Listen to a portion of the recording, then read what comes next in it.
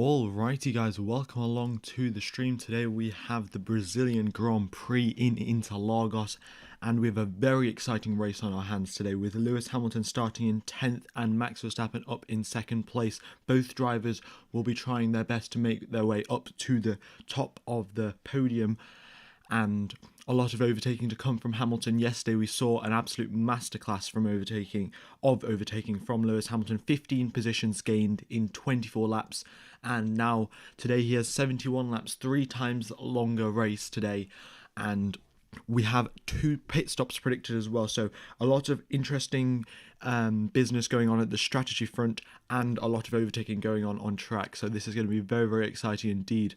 Thank you everyone for tuning in, and if you haven't subscribed, be sure to subscribe. And if you haven't liked the stream, then be sure to like as well. Alrighty then, we have team radio from Sergio Perez already.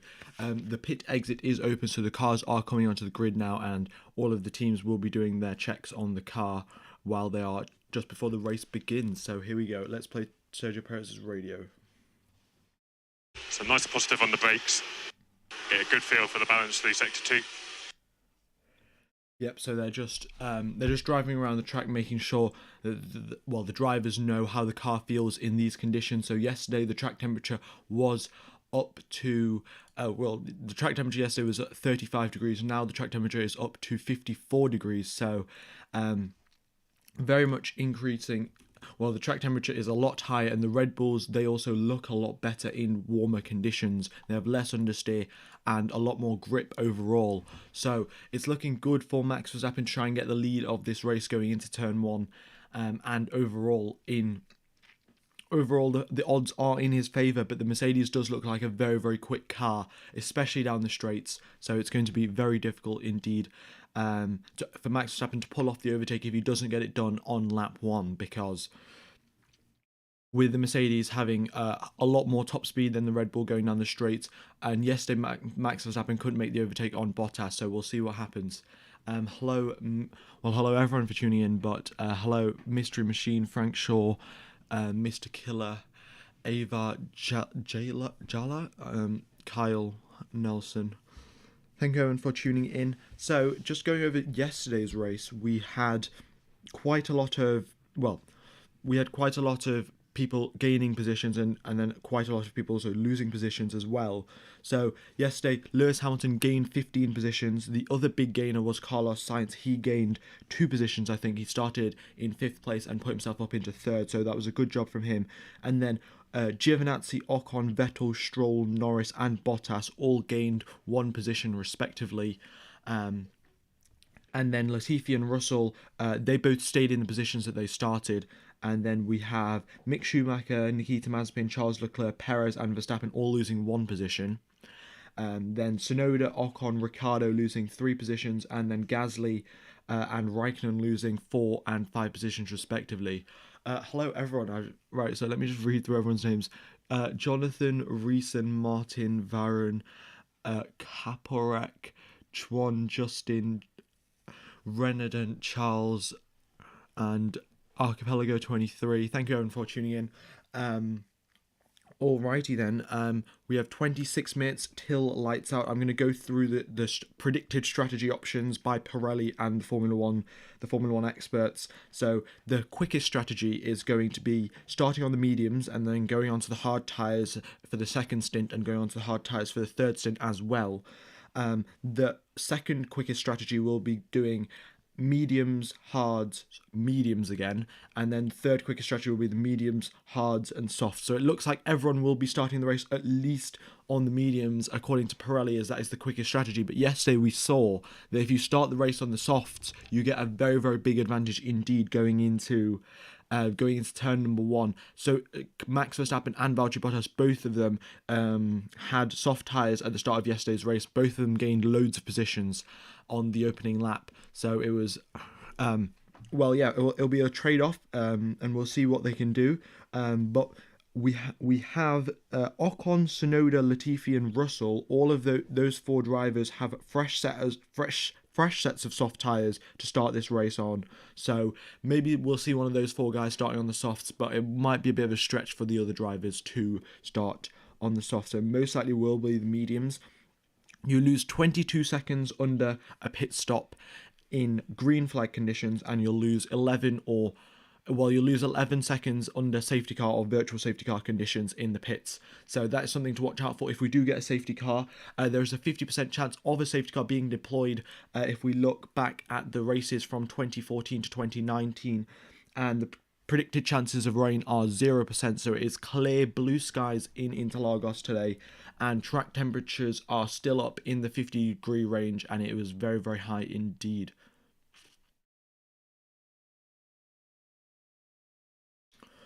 Okay then.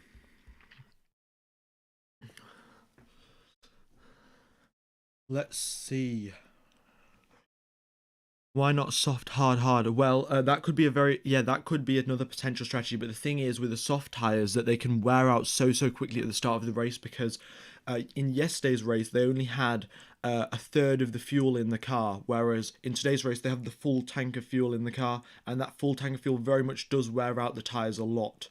So starting the race on the softs might not be the best idea. You could start the race on the hards and then go onto the hards and then put the softs on right at the end. That could be a very interesting strategy, especially right at the end. You could pull off loads of overtakes when everyone else is on the hard tires and you're on the soft, so you'll have a very big pace advantage over everyone else.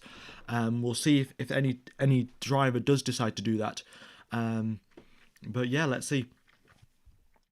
And there's quite a few things to watch out for today. So Hamilton's charge from 10th place is one of the main things. His fight back continues. Yesterday gained 15 positions in 24 laps, sorry. And today he's got 71 laps to get to the front of the field. Bottas has a very, very big role to play for Mercedes today. He has to block Max Verstappen at the start of this race and hold him up as much as possible, because if Max Verstappen gets ahead of Valtteri Bottas at the start of the race, then he can just run away with the race, and it'll be very, very hard for Hamilton to catch up. But if Bottas can keep Verstappen in second place and slow the pace down a bit, then Hamilton it will be much easier for Hamilton to catch up to Verstappen and make the overtake and gain some points back. So as the Constructors' Championship the Drivers' Championship, Max Verstappen has a 21-point lead over Lewis Hamilton. And you gain 25 points for winning the race, and then you get 18 points for getting second place and 15 points for third place respectively, and 12 points for fourth, and then 10 points for fifth place. Carlos Sainz is starting third. That is going to be very interesting to see if he can maybe make up a position, get in front of Verstappen. Sorry, that could very much screw up Verstappen's race.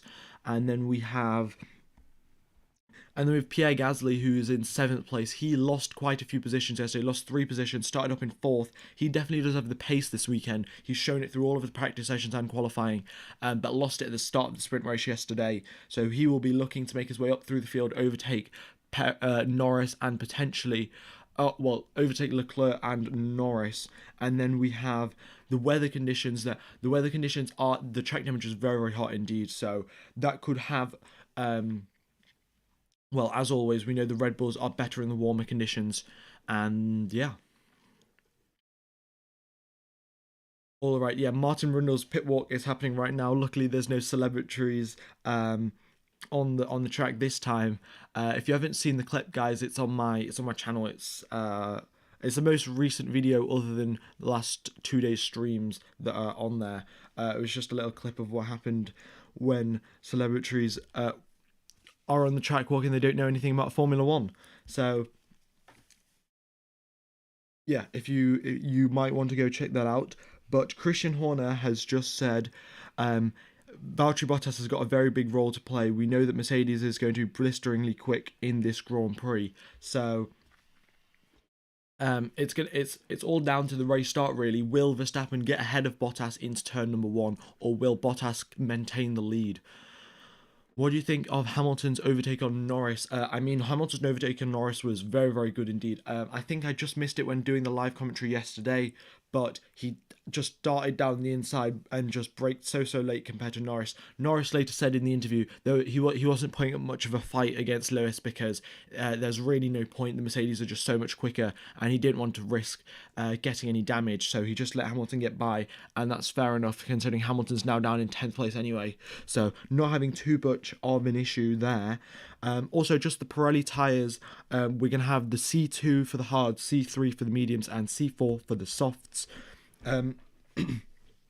And then one more strategy from Pirelli. They have said that if you try to do a one-stop race, you can start on the mediums and then go on to the hards, but that is quite a lot slower than the two-stop race. So if Pirelli are predicting a two-stop race, I'm pretty sure we're going to get a two-stop race, because that's what they did in the USA as well. We had loads of interesting strategy battles, and yeah, it's going to be a very exciting race indeed. And the championships, today's race is going to be very, very critical in the championship battle, because with only 4 races left to go now, including this one, any sort of points you can gain over your rivals is going to critically help out in the championship battle. I will also let you know what tyres everyone is starting on once the data does come through, because we need to see which tyres everyone is starting on, as that will give us well, it'll give us some insight into the strategies that they're going to pick, and yeah. Alrighty, have you got? Let me know your predictions in the chat. Who you guys think are who's going to get who's going to win the race? What your podium prediction is going to be, and then at the end of this race, we'll see maybe we'll see who was right and who wasn't. Yeah, all right.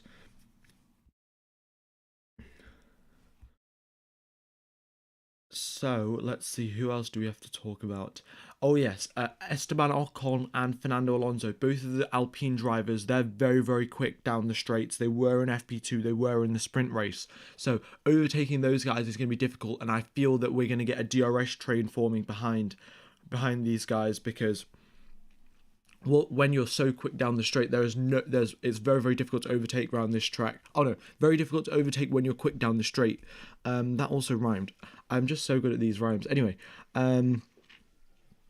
so Esteban Ocon and Fernando Alonso are very, very likely to be making a DRS train going into this race, especially in the first stint when everyone is so close together. Yeah. Right, you think there's a high risk of Hamilton making a DNF as he's desperate to overtake? Well, I think that might be the case when he's trying to overtake maybe Perez, because he's going to be desperate to try and get past him, because we know that Perez is going to be, well, he's going to defend for his life. Red Bull will tell him to defend and hold up Hamilton as much as possible. So Hamilton might put a desperate move against Sergio Perez, but for the rest of the drivers, I think it'll be very easy for Hamilton to just cruise past them. And it is also very important to know that Hamilton has made loads of overtakes around Interlagos. In 2017, he started right at the back of the grid and put himself up into 3rd place, I think. So right from 20th all the way up to 3rd. So Hamilton has lots of experience overtaking around this circuit. And loads of drivers have carried out recovery drives. We've seen Kimi Raikkonen start at the back of the grid, make his way up to 3rd. Michael Schumacher start right at the back, make his way up onto the podium and 4th place as well. So loads of drivers can start at the back and make their way through the field. As we know, overtaking is very much possible, and Hamilton has done lots of overtaking. He's done it yesterday and in the past as well. So I don't think that'll be too much of an issue for Hamilton. But once he does get up to the top with Sainz and Perez, that might be the overtakes will definitely get a lot harder. Yeah, if there is chaos at the start, and also talking about the race start, the distance from turn 1, the distance from the starting grid, so from Valtteri Bottas's grid slot to turn 1, it's only 200 meters, which is very, very short indeed. One of the shortest, in fact, of the entire calendar. So it's very important to watch out for whoever gets the best initial traction will have a very big advantage going into turn 1, and the best initial traction is given by the softest tyres, and that's why starting the soft tyres is such a big advantage. So it's something to watch out for. The tyre data will be coming through in probably 5 minutes or so. Hello, C. Paul.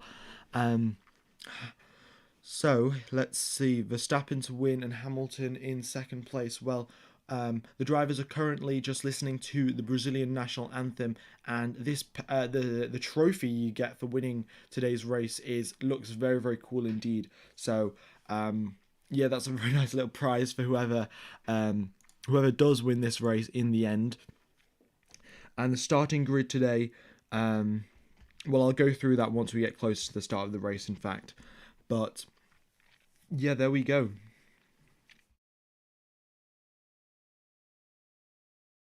Okay, we'll probably have some more team radio coming through, so I'll just play that as it does. Oh, in fact, we've got no more team radio, so that's rather unfortunate. But yesterday, Carlos Sainz had a very good defensive drive against Sergio Perez. Sergio Perez could not get past Carlos Sainz for the entirety of yesterday's race. Sainz got past at the start of the race, and then Sergio Perez was attacking lap after lap going into turn one. He was getting closer and closer, but could just never pull off the overtake. He was always, he was so close yet so far off pulling off that overtake against Carlos Sainz. So Carlos Sainz definitely has a very big advantage going into this race. Starting in third place, he could definitely score some solid points for Ferrari.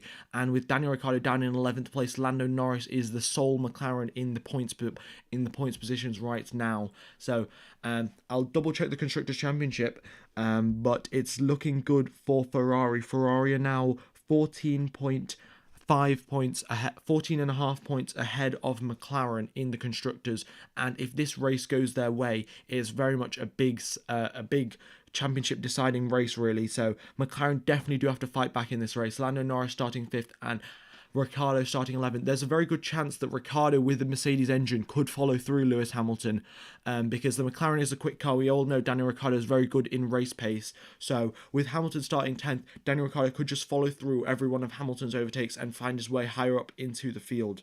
But with the two pit stop strategy, we could definitely see some interesting strategy calls from Ferrari and McLaren. We all know that Ferrari aren't the best strategists and sometimes make some pretty stupid calls. So there's definitely a good chance for the McLaren to get higher up the field there, and with a 50% chance of a safety car deployment, that could definitely mix things up as well. Yeah, so looking forward to that. And the Constructors' Championship between Red Bull and Mercedes, they are 2 points apart. Mercedes are on 481.5 points, and Red Bull are on 479.5 points. So 2 points in between the two constructors of Red Bull and Mercedes. And if Red Bull outscore Mercedes in today's race by 3 points, then this will be the first time in, like, I think 3 or 4 years that Red Bull or Mercedes, Red Bull or Ferrari, are leading both championships, because that is very, very rare. We've seen Seb Vettel lead the championship sometimes, but we've never seen both the constructor and the driver leading the championship. So this will be a pretty big moment for Formula One. And all of the drivers are now just getting ready to get, well, Charles Leclerc is in fact getting into his car now. So if you guys can just see that, it's a little small image of Sainz getting into his car, and so is Charles Leclerc. We have Verstappen just getting into coming on, well, no, Sergio Perez in fact just coming onto the grid and getting into his car as well. And it's blue skies today in Mexico, so no chances of rain. And thank you for the donation, Maru Dang Oza. Do appreciate all the support, and I will be probably potentially I could get a better computer, so that's what I think I'm going to spend my money on, from all of the donations and all of your support. But now we've got 11 minutes till the race start, and it's looking good. The AlphaTauri is ready, and both AlphaTauri guys, they're starting in 15th place for Yuki Tsunoda and 7th place for Pierre Gasly. Both of them starting lower than they should be, and will be looking to make their way through the field. Now, we know that the Honda engine isn't the quickest around this circuit, but yeah, we are not in the Mexico Grand Prix. I saw someone else say this, that the thumbnail is the Mexican Grand Prix. I'm just going to double check that, because if it is, then not exactly the best. But anyway, because I'll change that. I've got the downloaded thumbnail. I must have just forgot to change the I don't know, must have forgot to change the text or something. Anyway, AlphaTauri and Aston Martin are in a very close title fight as well. So that's to watch out for as well. And as we all know, whoever gets in the constructors, whoever... What was I going to say? Oh yeah, if you finish higher up in the constructors' positions, then you will be... Well, you'll get a lot more points, really. The prize money is a significant amount more. So I think it's 4 million more for getting from fourth place to third place. No, it definitely does say Brazil. So I think it might be one of my old thumbnails that are like loading up. Anyway, the undercut is definitely going to be very, very powerful as well, because considering the fact that we're going to have lots of tyre wear, the more tyre wear there is, the more powerful the undercut becomes. And that is why the undercut will be powerful this weekend. We have a 2-stop race, and the drivers will be going on the mediums and then hard. So both of the highest tyre, the longest tyre life tyres. So expect a lot of undercut and strategy talk about the undercut, in fact, because that might be one of the things that decide who wins the race, you know? And this is it then. 9 minutes till the race begins, and we're looking forward to the race start. I'm just going to have a drink of water because my throat is getting pretty dry.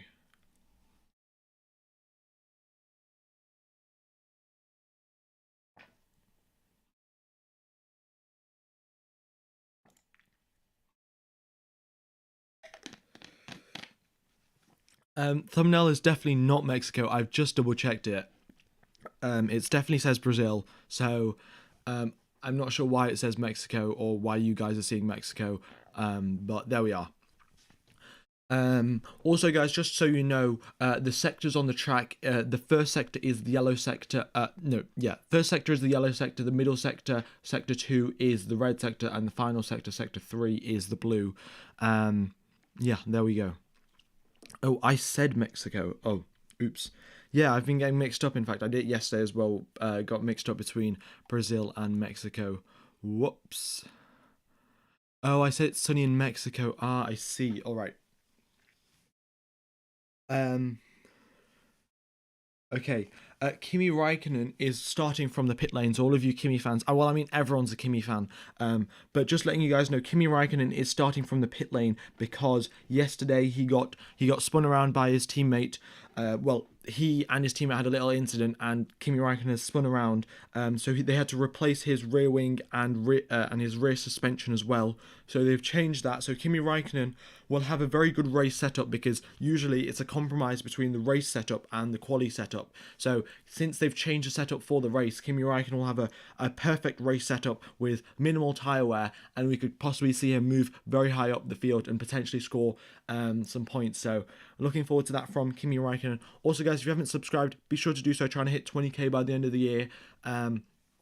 And if you haven't hit the like button, be sure to do that as well. Very much breaks the YouTube algorithm, as we tested out 2 weeks ago. So yeah, it would very much be appreciated if you do smash that like button.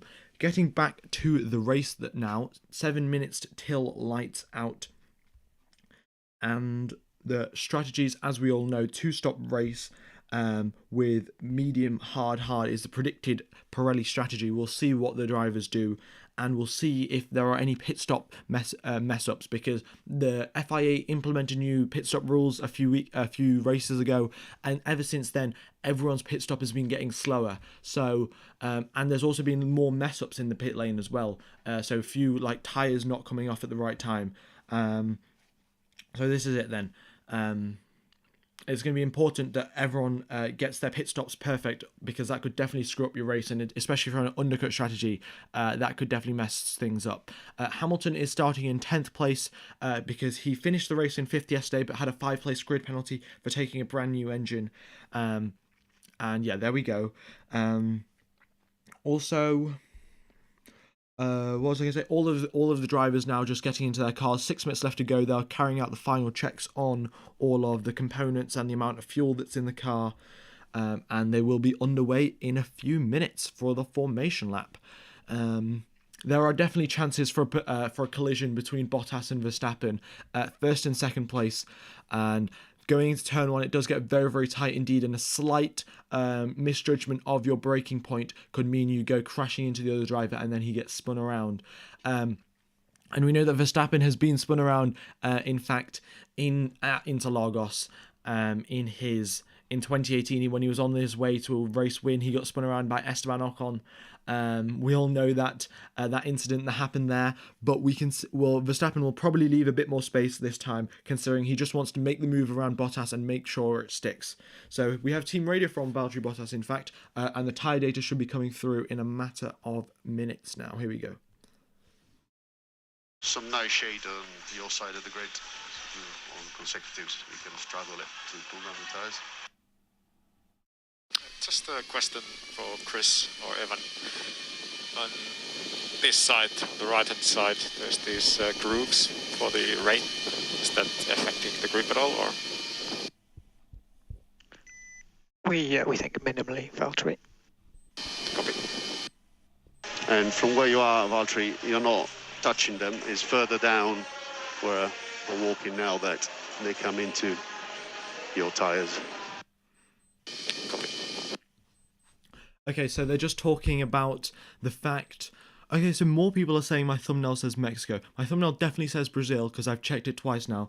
But anyway, Valtteri Bottas is talking about which side of the grid he's on. So Valtteri Bottas is starting on the outside of turn 1. So he has the outside line, Max Verstappen has the inside line.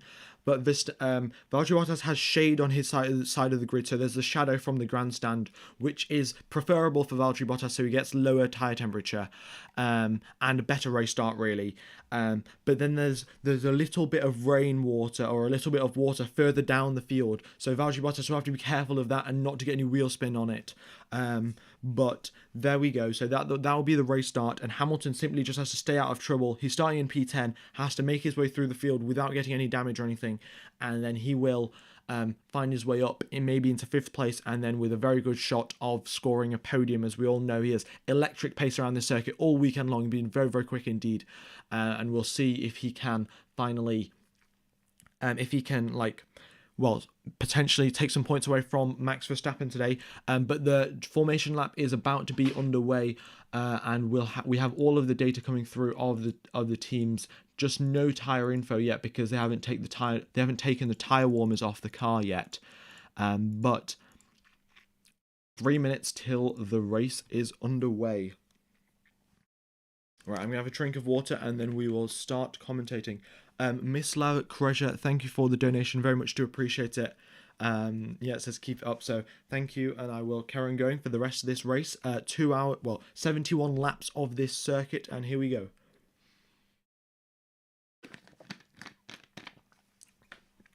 Alright, so welcome along to the 19th Formula 1 Grand Prix of this year at Interlagos. Interlagos means between lakes. There are 3 lakes around this circuit, and that is why this circuit's called Interlagos. It's a 4.3 kilometer circuit with 2 DRS zones and a top speed of 220 kilometers an hour. There's 43 meters of elevation change for this circuit, so lots of elevation change and lots of action, especially going into turn 1. We've seen action all the way from the 2000s. 2012 there was Alonso, Massa, Webber having a very good battle there. In 2012, we also had Seb Vettel getting spun around for his championship deciding race. So, Sebastian Vettel had a very good recovery drive in 2012. Hamilton will be looking to do the same. And then the final 2 corners provides loads of action. Lando Norris and Charles Leclerc were battling out there in 2019.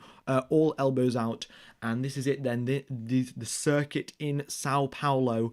And we have the C4 for the soft tyres, C3 for the mediums, and C2 for the hards. And the tyre info, everyone except Yuki Tsunoda is starting on the medium tyres. Yuki Tsunoda himself is on the soft tyres.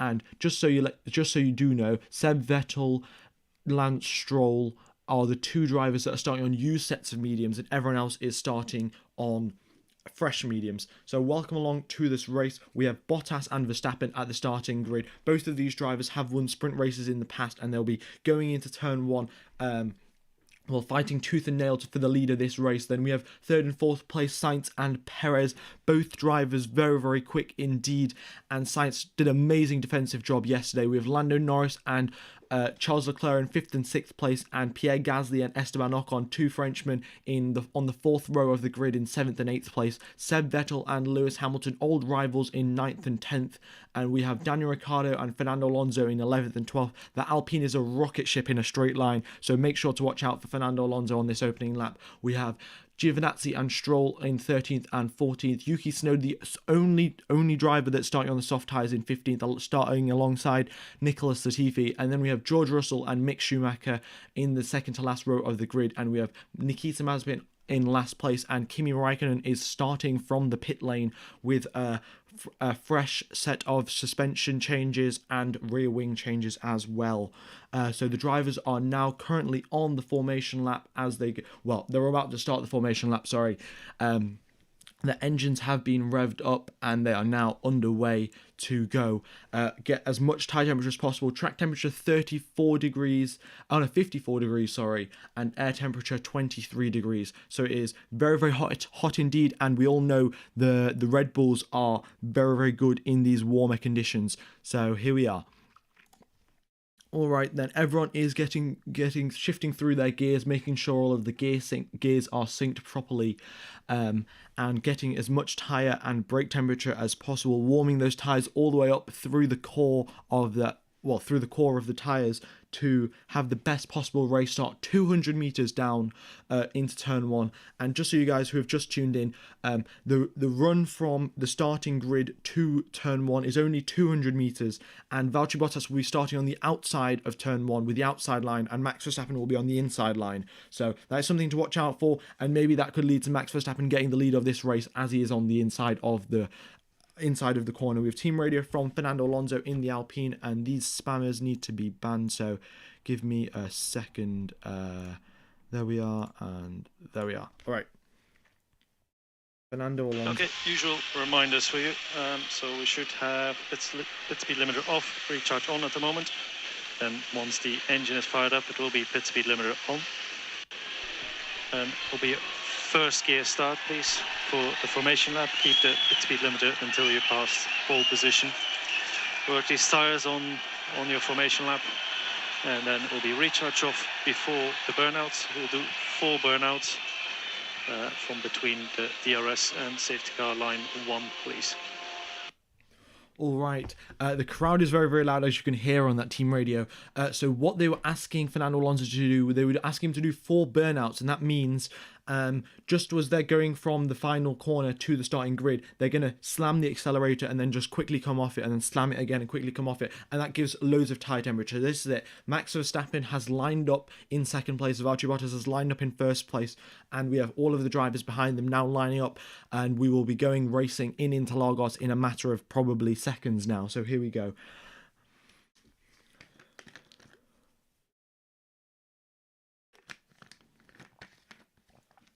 The map will load as soon as the race does begin. So, yeah, you can't see them. They're on the formation lap right now, but it's going to load in probably the next 5 to 10 seconds. So this is it. Mick Schumacher and Nikita Mazepin have now come to their final grid positions. Everyone is shifted into first gear for their race start. The revs are up. It's 1, 2, 3, 4, 5 lights, and lights out, and away we go. Very good start there from Max Verstappen. He's got a very quick start, going side by side with Valtteri Bottas into turn 1, and he is ahead of Valtteri Bottas. Very good start there from Max Verstappen. Then Charles Leclerc's gained 2 positions, Vettel's gained 2, Hamilton's gained 2, and Lando Norris is down in 19th place. So very big crash for Lando Norris. He's had a spin and is down in 19th. Kimi Raikkonen just coming out of the pit lane now, but Max Verstappen holds the lead of this race ahead of Valtteri Bottas and Sergio Perez. Sergio Perez is in fact just overtaken Valtteri Bottas going into turn number 4, so solid overtake there from Sergio Perez. And then Leclerc's up into 4th, Sainz is into 5th, and Seb Vettel's up in 6th. So very good start from Seb Vettel, gaining 3 positions. And now coming through into the middle sector, it's a Red Bull 1-2, looking very, very good for the Red Bull team. And then Valtteri Bottas is in 3rd place. So Bottas' job was to hold up the Red Bulls, and unfortunately he's lost 2 positions on his race start. And his only chance now will be to overtake Sergio Perez on coming out this final corner. So Max Verstappen coming out of turn number 12, Zhou Guanyu, gets onto the power very, very smoothly in lead, not getting any wheel spin whatsoever. And then we have Valtteri Bottas 1 second behind Sergio Perez with the quicker engine, will be in the slipstream, no DRS just yet, and he will be looking to get into and try and pull off an overtake. Further down the field, we have Hamilton right on the tail of Seb Vettel, and he has pulled alongside and is past Seb Vettel now going into turn 1. Vettel does not fight it because Hamilton is nowhere near in the same league in terms of car pace. And then Hamilton is into 6th place, So he's gained 4 positions on this opening lap. Very good job there from Lewis Hamilton. Up into 6th, and now the Ferraris are, he has to overtake the Ferraris, and then it'll be the Red Bulls, and then the Red Bulls versus the 2 Mercs. Also, guys, if you haven't hit the like button, be sure to do so. Very much will help out the channel. And we've only got 400 likes and we've got 6,000 people watching. Doesn't exactly add up. And if you haven't subscribed, be sure to do that as well. Back to the race, though. Hamilton right on the tail of Carlos Sainz, pushing him through the middle sector practically. So Hamilton's pace is not stopping. He's got the quickest first sector, got this toe from Carlos Sainz, and is pushing Sainz all the way now. Coming through the final corner, coming through the second to last corner, he's half a second behind him and minimizing the distance on the racetrack, going all the way to the inside, coming out the final corner now. Turn number 12, very good exit indeed for Lewis Hamilton, and he has the slipstream of Carlos Sainz. 4 tenths is the gap between himself and Sainz. And now they are just going down the straight, with Hamilton now pulling alongside Carlos Sainz, in fact.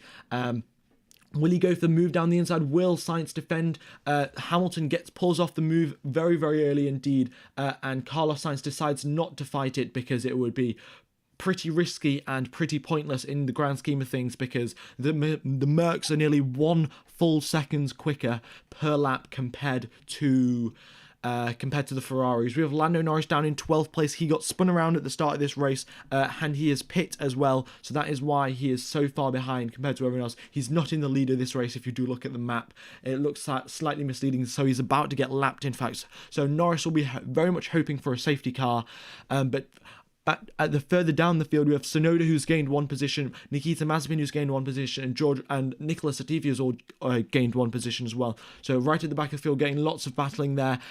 Lewis Hamilton, in fact, sets another purple first sector, and he is already on the back of Leclerc, 2 tenths, basically pushing him through the final corner now. So he has a very good slipstream, and DRS will be activated this lap as well. So Hamilton, within 2 laps, has moved himself up from 10th place into 5th place, and is right about to make the overtake on the 4th place of Charles Leclerc. So, and in fact, he's already passed him. Way before turn number 1, he's breezed past him down the straight, and now it is a Red Bull 1-2, Mercedes 3-4, Ferrari 5-6. We have team radio from Kimi Raikkonen and Nicholas Latifi, and then we'll get back to the commentary from there. You tell me when the start happens. Yeah, don't worry.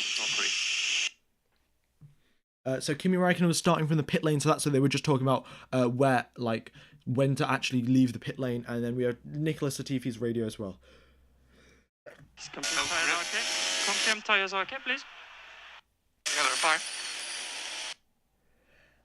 So yeah, I think Lando Norris had a bit of an incident. Nicholas Latifi had a bit of an incident at the race start, and Lando Norris definitely as well. Got pushed into the wall by Carlos Sainz. So that rivalry that Netflix were going on about in Drive to Survive, that has caused, that rivalry has actually happened. Lando Norris got squeezed by Carlos Sainz and got a puncture on his left rear tire, so he had to drive around with no tire basically for an entire lap, and then he got his tires replaced. But back at the front of the field, Hamilton has already closed the gap up to Valtteri Bottas, to 1.3 seconds, so it'll be a matter of time. Oh, in fact, team orders have just done it. Valtteri Bottas has slowed down and has already let Lewis Hamilton by. So this is it now.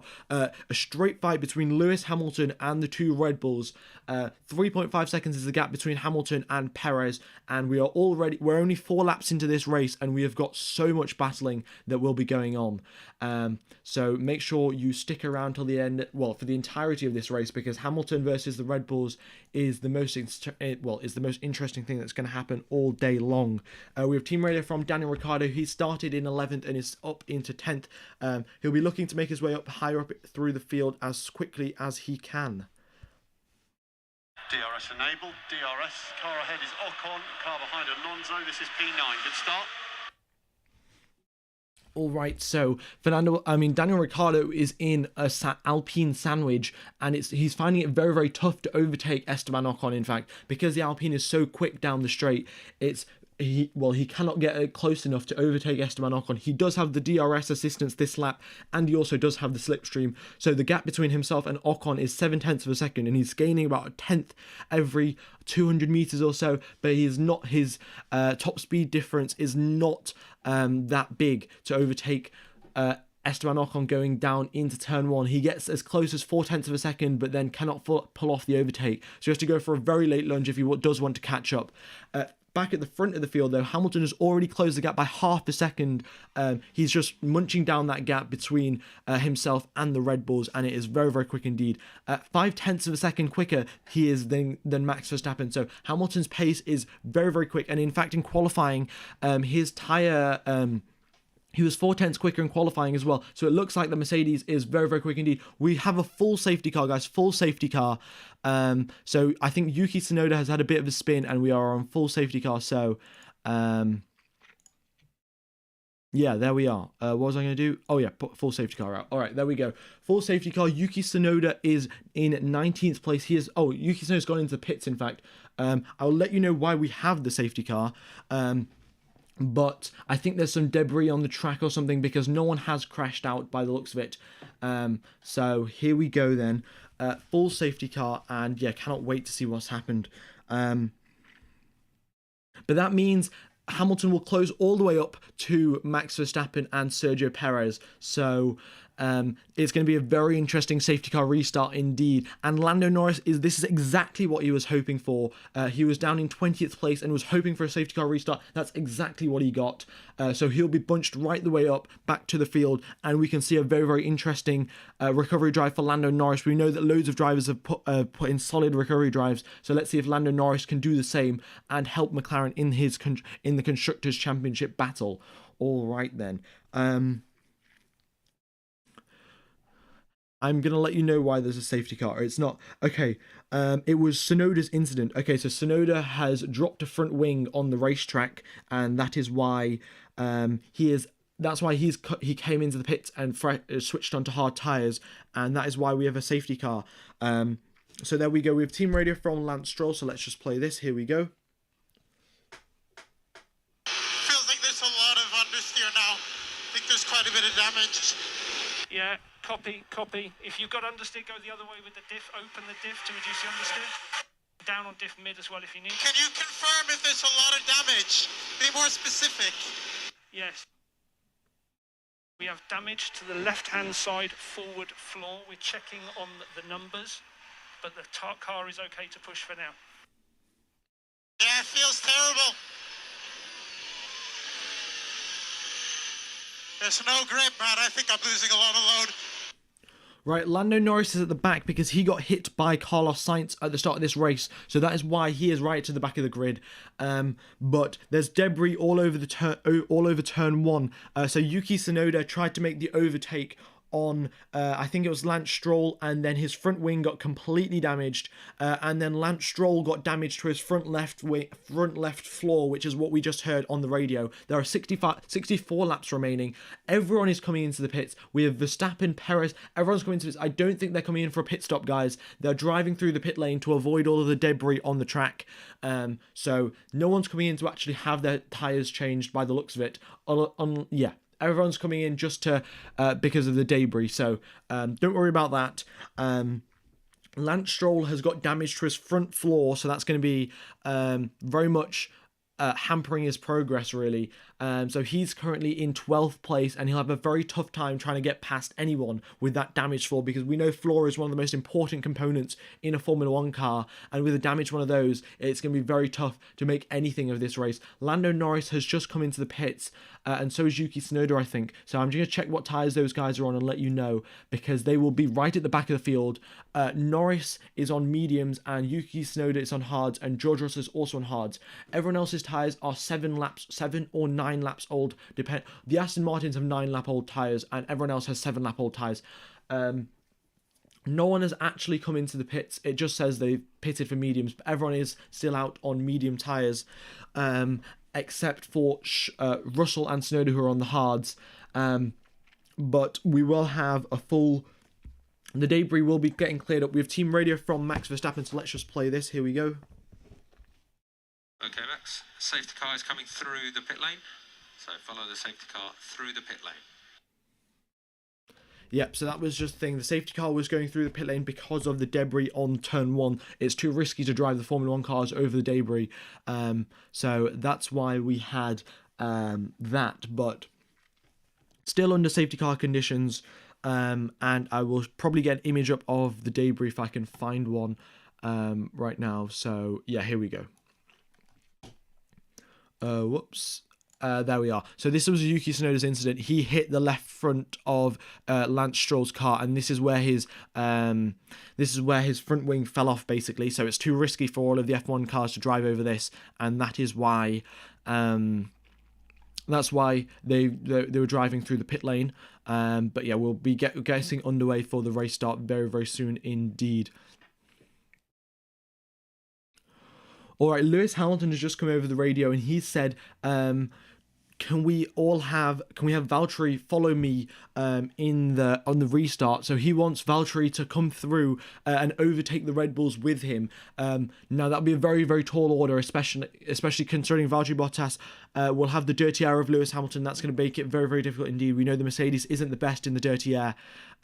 So there we are, and we had a 50% chance of a safety car, and here we are. We have a full safety car out now. All the drivers just driving through the pit lane, and we will have a full restart in a lap or two. So make sure to stick around for it, because we've got Hamilton and Perez versus Verstappen and Perez versus Hamilton and Bottas. And yeah, cannot wait for this battle that is going to ensue at turn 1. Also, guys, if you haven't subscribed, be sure to do so. And if you haven't hit the like button, be sure to do that as well. There are 8,000 of you watching, and there are only 750 likes. So if you could hit 1,000 likes, that would be very, very cool. And yeah, if you do hit the subscribe button, that very much does help out the channel, trying to get to 20k by the end of this year. So there we are. All right, we have team radio from Lewis Hamilton. Let's listen to what he has to say. Tyres are on the hot side. Feeling okay? Okay, copy. All right, so Lewis Hamilton said the tyres are on the hot side, so he'll want to cool those tyres down just before the race start, and it looks like we might have the safety car coming in now with everyone so bunched up. I think it might be a matter of time before we actually do get the full safety car restart, so let's see what's going on here. With the telemetry, Max Verstappen's in second gear, and we are fully under racing conditions now. So let me turn off the safety car. There we go. Green flag racing. Thank you, Pele Just Storm for the donation. Very much do appreciate the support. But this is it. Green flag racing now. Max Verstappen and Sergio Perez versus Lewis Hamilton and Valtteri Bottas. Both Mercedes drivers got a massive toe off the Red Bulls, and Sergio Perez is under threat against Lewis Hamilton coming down this straight now. So very, very close indeed. Hamilton cannot dive down the inside though, because Perez has the toe of his teammate Max Verstappen. Verstappen still holding the lead going into turn 1. So good job there from Max Verstappen, and he is he's pulling away from Perez, but he does not. Perez needs to stay within Verstappen's slipstream, and we're going to have a DRS train forming very, very soon. So watch out for that. DRS has not been enabled just yet. 2 laps until DRS does get enabled, because we have a full safety car. But we will be racing. We are racing right now, in fact. So there we go. But no one has made up any positions at the start of this safety car except for Lando Norris. Norris gets past Russell and Tsunoda. Both drivers are on the hard tyres, so a good job for Lando Norris starting off with his progress up the field. He makes the overtake on Nicholas Latifi as well. So three overtakes there from Lando Norris in 8 corners. So very good progress there from Lando Norris. Verstappen sets the quickest middle sector. So good job there from Verstappen. It looks like his medium tyres still have got tyre life. 8 laps he's done on those medium tyres. And yeah, so his tyres still in good nick. But Perez has already dropped out of the toe from Max Verstappen, and this is going to lead to Hamilton making a very, very easy pass on Perez going down this straight. So he's got the slipstream, he has got the toe, he is 5/10 behind him now, but he does not go for the move. So Hamilton playing it safe here, not doing anything risky against Sergio Perez, does not want to destroy his race by doing a silly little move. So there we are. The tyre display isn't broken. It's just because, well, it is technically broken. It's just that everyone drove through the pit lane, so that's why we've got loads of medium tyres. But that will fix itself later into the race. We have team radio from Lance Stroll. Remember, Stroll has got damage after his incident with Yuki Tsunoda, so we'll have to see about that. And Mick Schumacher is down into last place. Looks like he had a bit of a spin. He's lost 5 places. So Mick Schumacher not having the best of races, really, and not the best of restarts either. Yeah, front tyres are going to be cool in turn 1, so take a margin. Yeah, that's something to watch out for. Make sure your tyres are up to temperature. But the battle at the front, Perez is getting loads of pressure put on him by Lewis Hamilton, and Bottas cannot stay within Hamilton's DRS. So this is very much a straight fight between Hamilton and Perez now. 5/10 is the gap going down the straight. DRS should be enabled this lap time, and should be enabled this lap as well. So he's got the DRS, he's got the slipstream, he's 3/10 behind him. Once again, does not go for a late lunge like he did on Lando Norris, because he knows that Sergio Perez will do his utmost best to defend against Hamilton and cut him off at every opportunity possible. 4/10 is the gap going down into turn 4. This is the second DRS zone. We have a virtual safety car out on track, so the race has been neutralised again. And by the looks of it, I think it's debris once again, because I think Mick Schumacher had a bit of a spin, and that is the cause of the virtual safety car. So once the virtual safety car comes in, we will we'll find out what's going on there. But we have team radio from Mick Schumacher, so let's play this. Here we go. Mode push, mode push. Yep, so they're just pushing to the absolute limit, really. We have a virtual safety car. Mick Schumacher's coming to the pits. That's going to gain him a bunch of time, because you only lose 11 seconds in the pit lane rather than 22. And Lando Norris has just overtaken Kimi Raikkonen under the virtual safety car. Not exactly sure what that's about, or it might have been before the safety car. But Norris is up into 15th. He's gained 5 positions in 2 laps. So very good job there from Lando Norris. And he's a solid recovery drive, very similar to what Lewis Hamilton did yesterday. Now there are 60 laps remaining of this race, though, so we'll find out what's happened there now. I'm going to have a drink of water because my throat will start hurting.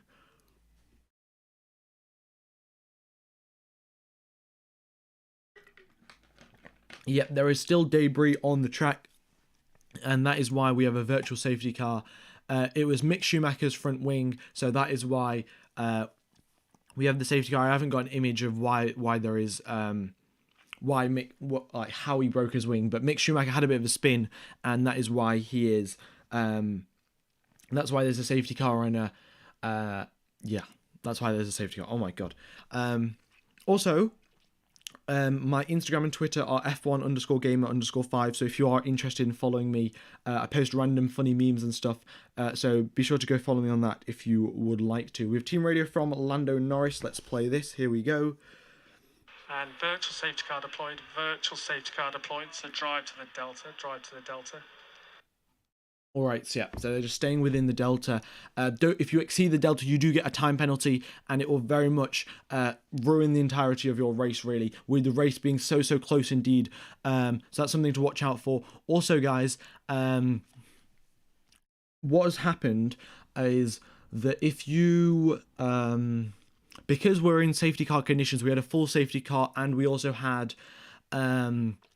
a virtual safety car. These guys' tyres, they're going to wear out a lot less than usual. Usually we get loads of tyre wear, but because of the safety car, they're not getting as much tyre wear, and that is why we could potentially, some drivers could try and pull off a one-stop race. It probably won't happen, or they might try and go from the softs, from the mediums to the hards to the softs, because that might be a very quick strategy as well, with having the softs at the final stage of the race. But these guys' tyres will be wear out less, and that's why the pit stops will be moved later into this race. So we are expecting the pit stops around lap 20. We're coming up to lap number 10 now, 10, 13 laps now into this race. So the pit stops will be delayed probably by 7 or 8 laps. That's something to watch out for. But Hamilton right on the tail of Sergio Perez, in fact. And I've got an image of Mick Schumacher's front wing, so that's just something to watch out for.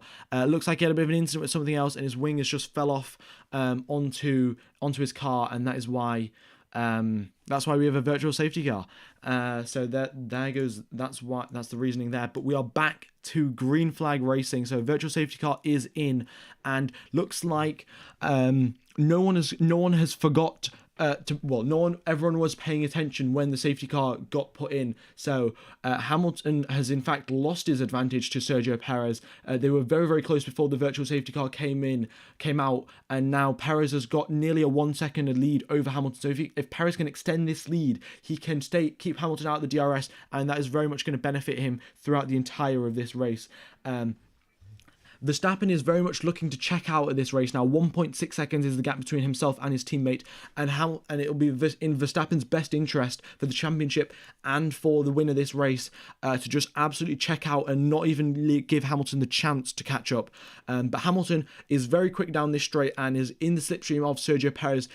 0.4 is the gap going into turn 1. He does not pull off another risky manoeuvre. George Russell has gained 2 places off this virtual safety car restart, so good job there from George Russell, overtaking Tsunoda and Latifi.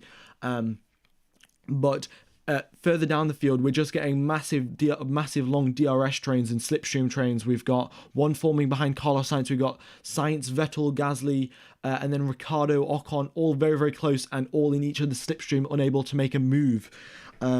So this is lap 14 of 71, guys. So 57 laps still to go of this, well, very interesting battle at the front, and loads of strategy going down further down the field. Gasly is closing up on Seb Vettel, but the Honda has not the quickest engine down this straight. So Gasly's gonna have a pretty tough time overtaking Seb Vettel coming into this. Coming into the first corner. He's going through the second to last corner now, minimizing the distance all the way to the left-hand side, and then he'll be doing his best to get a very clean exit out the final corner to try and make a good overtake on Sebastian Vettel.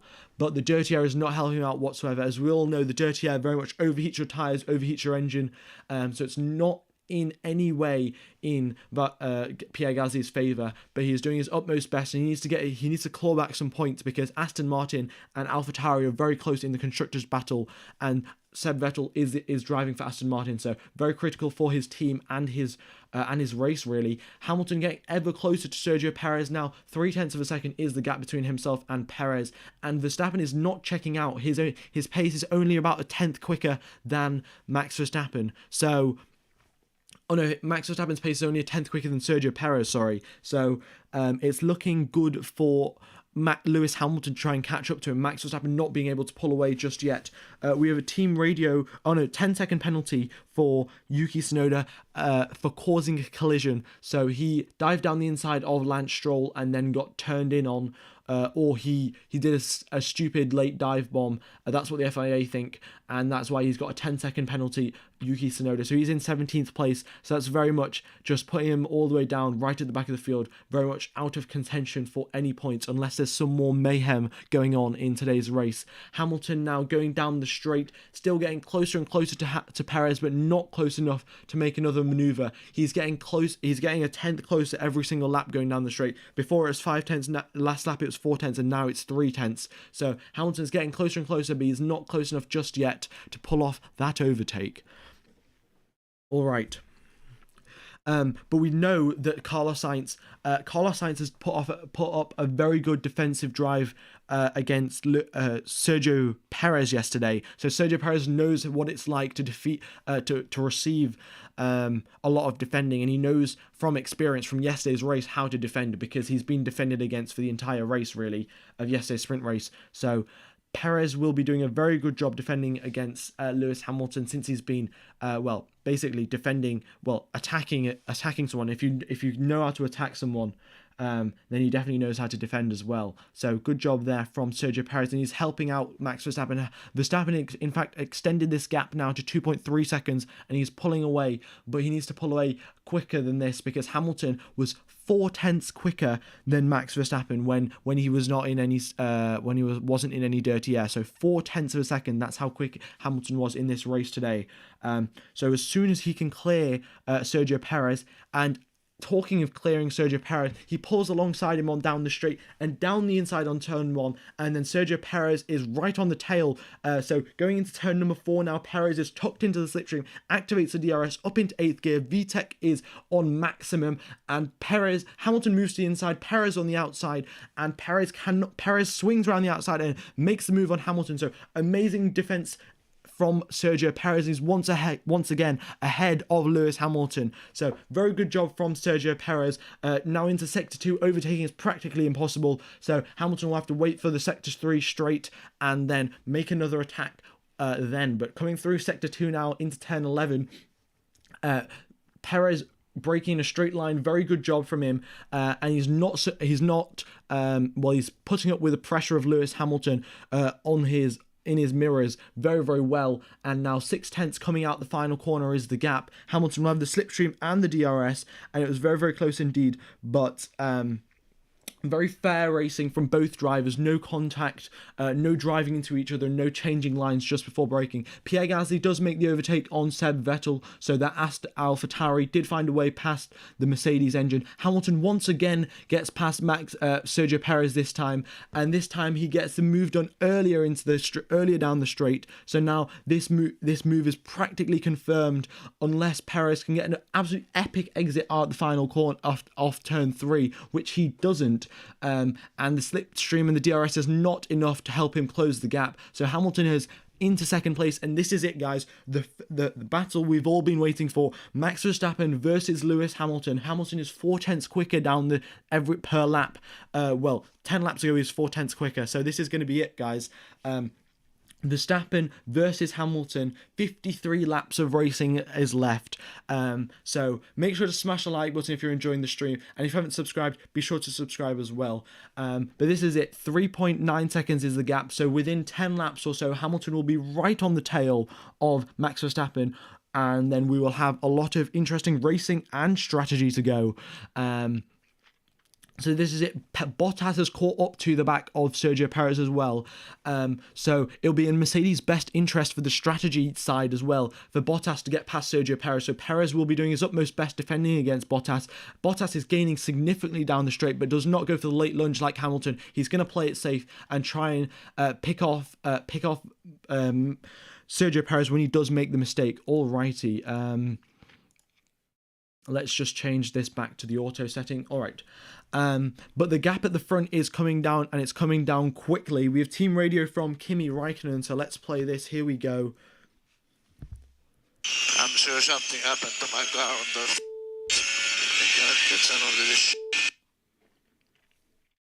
Okay, copy that. For info, Tsunoda ahead has a 10-second penalty. So Kimi Räikkönen looks like he's got a bit of an issue with his car. He's in 16th place. He's gained 4 positions since the start of this race, but yeah, very much has a bit of an issue with his car and not being able to make much progress after that. Mick Schumacher is getting lapped. That is because he had a damaged front wing, and he is... he will be getting lapped very, very soon.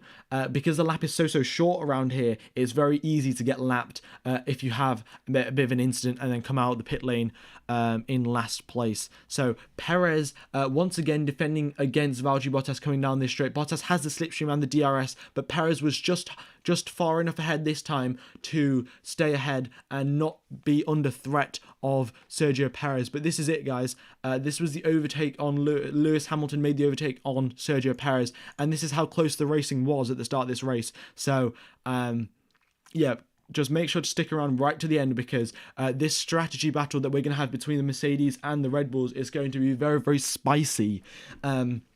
Verstappen in first, Perez in third, and Hamilton in second, and Bottas in fourth, means that the Mercedes team and the Red Bull team have all of the strategy devices they need. They have the wingmans, they have all of the blocking that they need as well. So we'll see what everyone can get up to with the undercuts and the overcuts. The undercut is very powerful around this circuit as well, because of the simple fact that there's so much tyre wear. The undercut is very much going to help out anyone who does go into the pit lane. Daniel Ricciardo and Fernando Alonso both have gained positions on this lap going into turn number 4, I think. So Ricciardo makes the overtake on Seb Vettel. Vettel down to 9th. He was starting this race and hit an epic race start up into 6th with Seb Vettel, but slowly has been dropping further down the field as the Aston Martin simply does not have the pace. And Lance Stroll has also lost a position. So the Aston Martin very much not having any much race pace today. We have team radio from Sergio Perez and Max Verstappen. So let's play both of these and have a listen to what they have to say. His tyres won't enjoy this. right? So they were just telling Sergio Perez to defend really, and Hamilton's tyres were overheating, and that is the point. So that's why Hamilton's pace is only 2/10 quicker than Verstappen this time. Before trying to overtake Sergio Perez, he was 4/10 quicker, and now it's 2/10. So that tyre life has very much been taken out of Hamilton's tyres, and the overheating has not been helping. We have team radio from Max Verstappen. Let's see what he has to say. So we've got the upper hand in the middle sector for the moment. Just straight line deficits to Hamilton. All right, so that's what they're saying. The Mercedes is quicker down the straights and the Red Bull is quicker in the corners. So Sector 2 is full of twist and tight corners, and then Sector 1 and Sector 3 pretty much just a sequence of corners and then 2 long straights in Sector 1, and then a sequence of corners and 1 long straight in Sector 3. There were most likely we're going to have 2 pit stops because of the predicted strategy by Pirelli is going to be the mediums and then the hard tyres and the hard tyres. But with the 2 safety cars, we're going to have a lot less tyre wear than usual, so we could see someone try and do the medium, hard, soft tyres, and that could give them an advantage right at the end of this race with the quicker, fresher tyres. So we'll see what happens there, but 49 laps remain of this race, and Hamilton is closing the gap to Max Verstappen. Not Sergio Perez. Lance Stroll comes into the pits, and it looks like he might be retiring from this race, or he might be pitting. Not 100% sure, because Lance Stroll has got a lot of damage on his car. His front left floor has basically been completely destroyed with his incident with Yuki Tsunoda. So he is coming out the pit lane, in fact. So I think he's just changed tyres. Let's see what tyres he comes out on. So we have Stroll coming out on the hard tyres. So Stroll's out on the hards. So it looks like Pirelli have predicted the strategy correctly. It's going to be mediums onto the hards, and then till the rest of the race we might have the hards or the mediums or the softs. We'll find out. But this is it now. Bottas has fell off the back of Sergio Perez, so the gap at the front has very much stabilised to 3 seconds in between each driver, 3 seconds between Verstappen and Hamilton, and between Hamilton and Perez, and then the gap is extending out, so it will be in a few laps or so. Perez will be 3 seconds ahead of Bottas. Now it's currently 2. I'm saying all the names wrong today. Charles Leclerc is holding a very solid 5th place, and he's only 4 seconds behind Valtteri Bottas. So that could very much play into Red Bull's hands. If Ferrari go for the undercut, then Bottas also has to pit. Otherwise, Charles Leclerc could pull off an overtake, because we know Charles Leclerc is very good, and when he goes to go put in fastest lap of the race, Charles Leclerc definitely has loads of pace when he goes for fastest lap of the race, and that could very much screw over Mercedes if Charles Leclerc does decide to undercut Valtteri Bottas. Alright then, I'm going to put in a poll who's going to win this race. Is it going to be Max Verstappen or Lewis Hamilton? So let me just type that in, who will win, and then we have Max, and we have Lewis, and then we have other. But I don't think it's going to be anyone else, because considering how quickly Perez and Bottas are falling away, unless we have Verstappen and Hamilton crashing, I don't think we're going to get someone else winning this race. We have team radio from Antonio Giovinazzi. Let's listen to this. Here we go. And full push now to close the gap to Alonso. He's now 3 seconds ahead. All right. So Antonio Giovinazzi is in 12th place, and just closing up the gap to Fernando Alonso. Well, in fact, he's actually fell away from Fernando Alonso, lost a second on this previous lap to Fernando Alonso. So Giovinazzi not having the best of his races, and he's the only driver. His seat is the only seat that has not been confirmed yet for 2022. So he's very much driving for this seat. Every single race he does and every single performance that he puts in has a direct impact on if he drives next year or if he doesn't, and if his Formula 1 career is over. Lap 25 of 71 now, and the gap at the front has increased. In fact, Verstappen is pulling away. He's setting quicker lap times than Lewis Hamilton. So it looks like Max Verstappen was saving his tyres when Perez was blocking Hamilton, and now he's using his tyre life and going quicker than Hamilton. So we'll see if that carries on. This lap, they were basically identical on pace. But we'll see. We'll have to see what happens there. Do we have an estimate for how many seconds the undercut is going to give Lewis? Do not have an estimate just yet. But looking at Stroll's pace, it's probably going to be around about. Well, let's see. Stroll is going to be around about a second and. Yeah, it's going to be a second per lap. So your tyres will be 1 second quicker per lap when you do the undercut. So if Hamilton pits, if he pits and Verstappen pits 2 laps later, Hamilton will gain 2 seconds overall. So that's you gain 1 second per lap for each undercut that you do, really. So that's something to watch out for. But Mick Schumacher has been lapped, so I came up with this, in fact, just today. Ferraris are red, Saubers are blue. Mick Schumacher, there is a blue flag for you. Honestly, I'm such a good rapper. I think you should smash the like button because I've just said that, really. But Pierre Gasly is the next driver to pit. He is down into 15th place. He's also come out on the hard tyres. So there we go. And he needs to make his way up through the field. He's trying the undercut, really. He has the fresher tyres compared to Kimi Raikkonen, and Kimi Raikkonen also has a damaged car. Okay, so Hamilton's going for the undercut. Hamilton pits, and so does Carlos Sainz. Both drivers are pitting. Oh yeah, my title still says starting grid. I need to say the race has started. But I totally forgot about that because the race was so interesting. So I'll change that. But Lewis Hamilton is coming to pits, and so is Carlos Sainz. So Max Verstappen has to activate the Eurobeat and the VTEC because he needs to catch up to. He needs to reduce the time Hamilton gains on the undercut as much as possible. So that's something that we need to watch out for if Verstappen starts setting quicker lap times.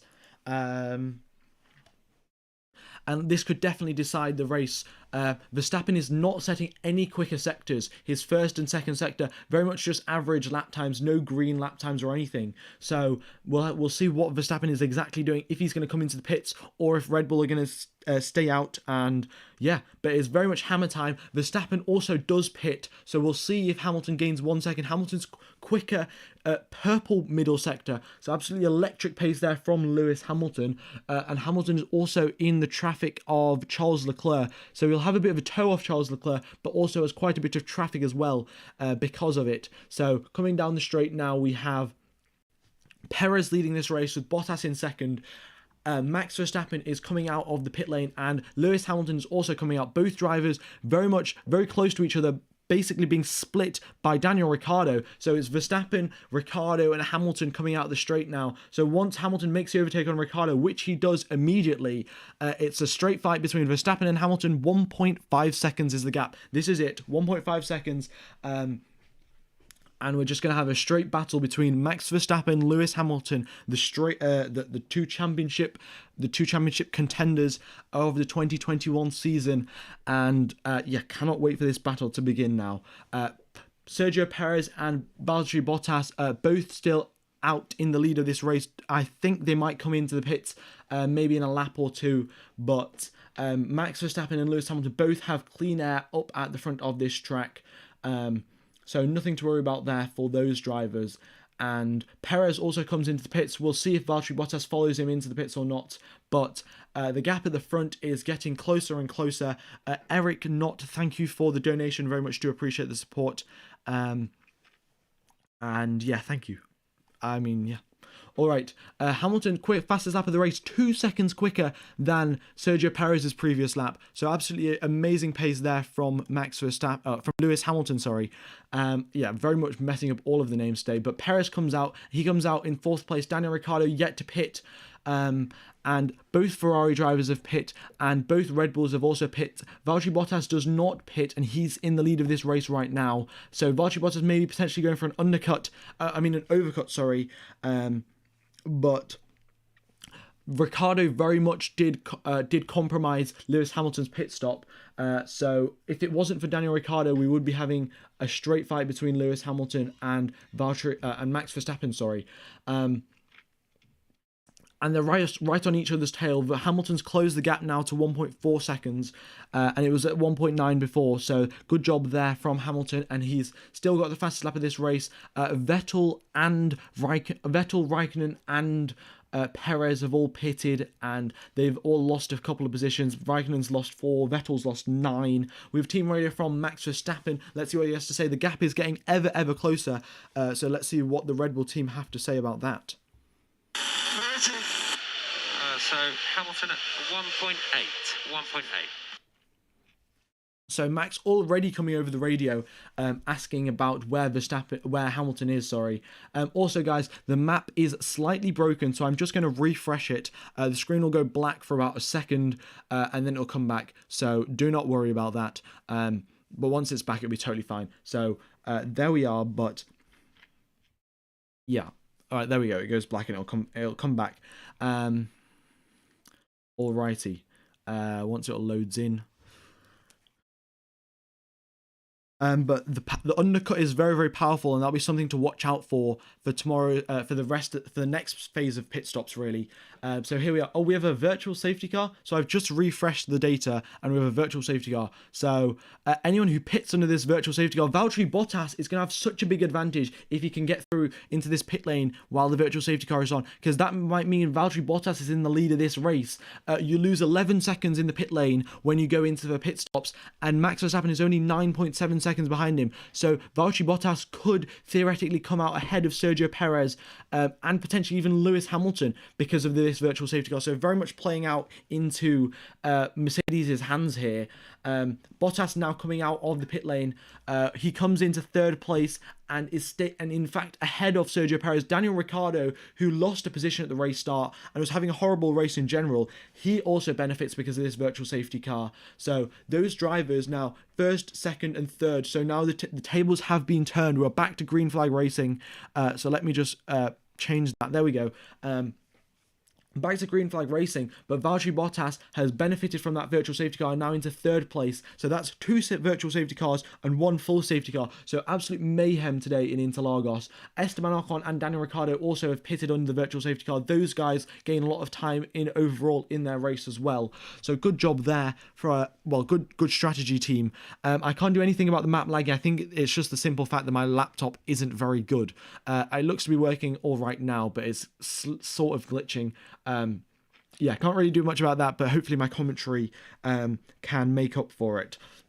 The virtual safety car was caused by the fact that Stroll's Aston Martin put out some more debris. His incident with Yuki Tsunoda really damaged that Aston Martin, and there's more debris falling off, so that's why we had the virtual safety car. And Bottas did pit and benefited significantly. In fact, he...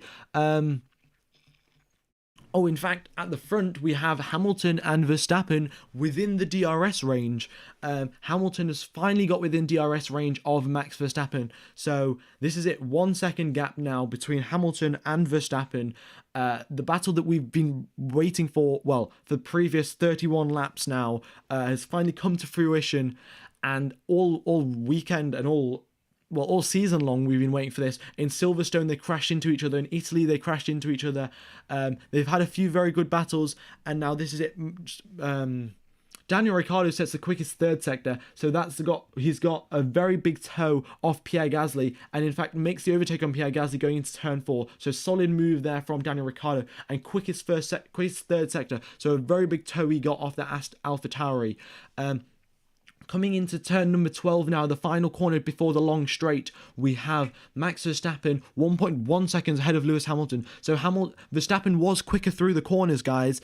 That's what Red Bull said over the radio, and Hamilton was quicker down the straights. So Hamilton's going to have a very easy time making an overtake if he is within DRS. But Max Verstappen doing a solid job, fastest lap of the race for him, and also keeping Lewis Hamilton out of DRS range. So very good job there from Max Verstappen. Valtteri Bottas quickly takes away the fastest lap of the race from Max Verstappen because of the simple fact that Bottas has fresher tyres, so he's going to be setting faster lap times.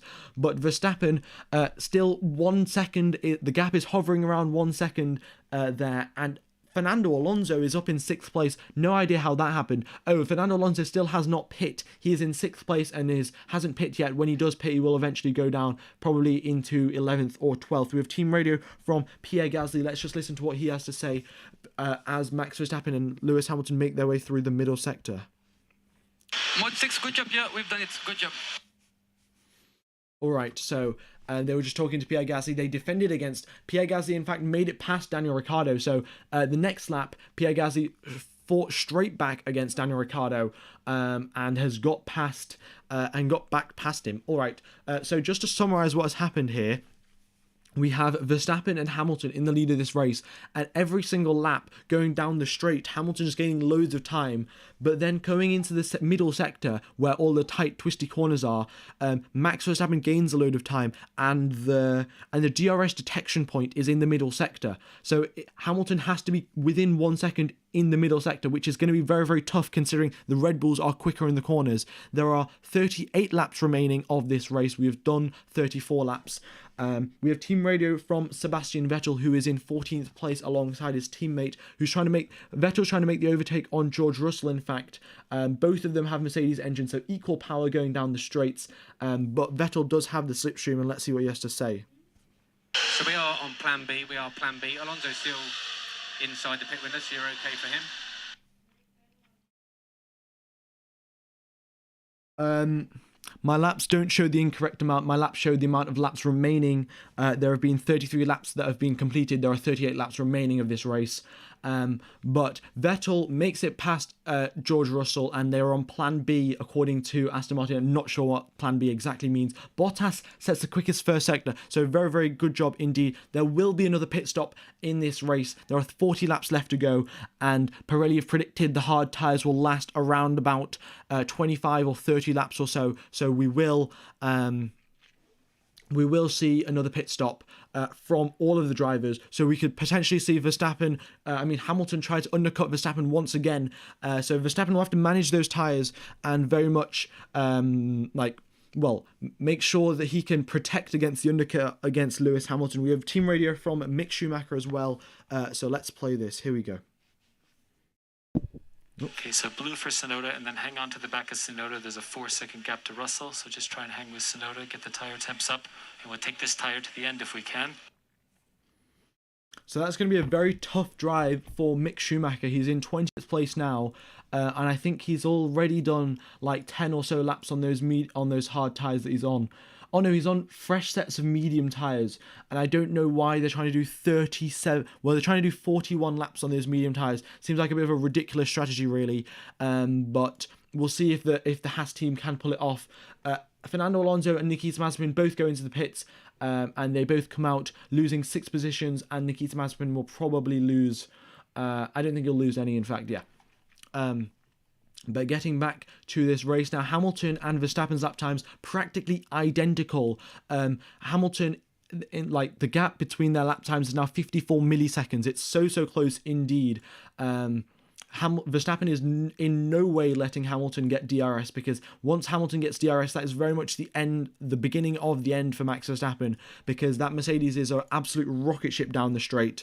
And we have lots of close racing to look forward to. Ocon right on the back of Yuki Tsunoda, and with the Alpine being one of the quickest cars down the straight, reaching I think 330 kilometers an hour. That should be a very simple overtake coming down the straight now. So they are going into turn number 4, in fact. Ocon will have the DRS and the slipstream on Yuki Tsunoda, and he's 6/10 currently behind him, and he is not gaining that much down the straight. So I think Alpine's in the recharge mode for the battery, just making sure they don't run out of battery, because obviously you need the battery for pulling off the most important moves.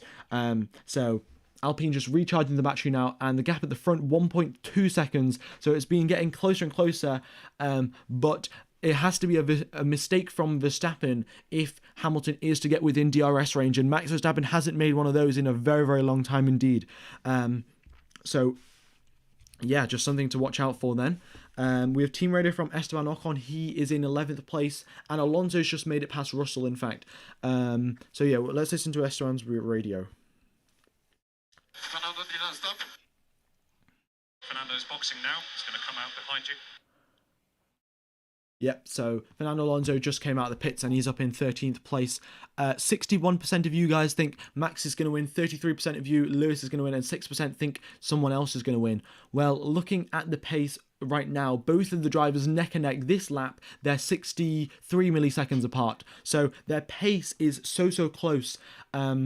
it's absolutely remarkable. I mean, the Formula One cars have over 100,000 individual parts, and all of the Mercedes parts are different to all of the Red Bull parts, and yet these drivers are within milliseconds of each other driving around a racetrack. How crazy is that? Ocon makes the move on Tsunoda, so he does get past. So solid job, solid overtake there from Esteban Ocon. He does it coming into turn number 4. And then we have Lewis Hamilton now 1.4 seconds off the back of Max Verstappen. So very, very close indeed up at the front. And yeah, there we go.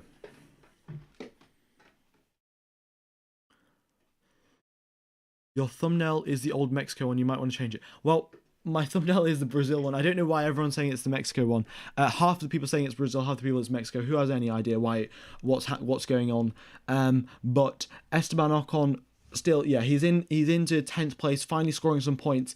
And the Constructors' Championship is looking very, very good indeed for Ferrari. So, as I've mentioned, in 3rd place, you get 6 million more euros than if you're in 4th place. So the battle for 3rd place between McLaren and Ferrari is very, very important because it's 6 million euros of prize money that like changes. So Ferrari are up in 5th and 6th, and McLaren are in 8th and 17th. Lando Norris has just come into the pits now, so it's not looking good for McLaren with only 4 races to go, if you include today as a race as well. So it's not looking good, and McLaren will definitely have to score some very solid points and potentially get a podium as well. The pit window will probably open within the next 5 or 10 laps, and we could potentially see Max Verstappen going onto the medium tyres and Lewis Hamilton on the hards, and that will be very, very interesting indeed, especially with the tyre difference between the two drivers. You just cannot believe it, really. Hamilton sets a personal best first sector, so he looks like Hamilton's picked up the pace a bit, because none of the drivers really have been setting a personal best first sector for really the entire race. So Hamilton personal best first sector, closing up to Max Verstappen in the middle sector. But the middle sector, it's all very tight, twisty corners, and that very much does not, the dirty air does not help out in the tight and twisty corners. And that's why the gap has been extended again by 0.2 of a second. So Verstappen now coming into the final corner of Zhongzhou will be looking for a perfect exit, and any sort of mistake for him will lead to Hamilton getting within DRS range. And once Hamilton's in DRS range, it is the beginning of the end. Tsunoda loses 2 positions against Vettel and Ocon. Vettel and Alonso, sorry. So I don't know what's happened to Yuki Tsunoda, because he lost 2 positions. Oh, in fact, Vettel just made the overtake on Tsunoda, and then Alonso's just followed him through. So, yeah, the two veterans making their way past the young rookie. And I'm just going to take a drink of water because my throat is getting pretty dry. We've got 32 laps left to go, and the gap between Hamilton and Verstappen getting closer and closer. Just about 21 milliseconds away from getting DRS is Lewis Hamilton. So now 2 milliseconds away. It's getting so close.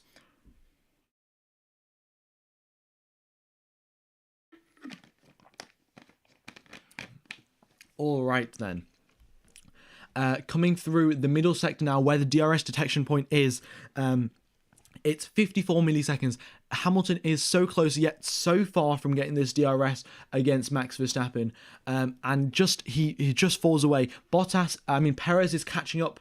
Perez is sort of catching up to Bottas. I mean, his previous lap time was 2 milliseconds slower, 2 milliseconds quicker than Bottas, in fact. So, both of the drivers at the front, Hamilton and Verstappen, practically setting identical lap times. Bottas and Perez setting identical lap times. Okay, so this is it. Max Verstappen has pulled into the pits.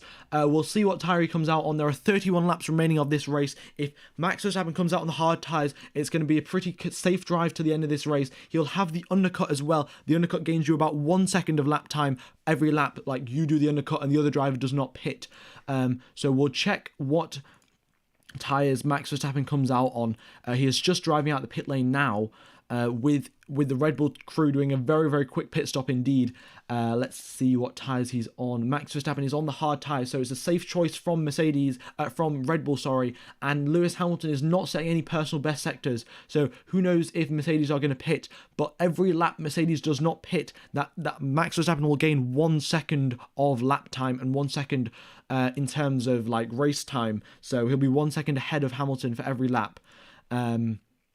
Hamilton now coming through the final corner. We haven't got any team radio or any info from Mercedes if they're going to be boxing, and we'll find out very, very soon. Hamilton, as he does come down the straight, if he's going to make the overtake, or if he's going to pull into the pits, activate that pit limiter and get a fresh set of boots. No, he is not.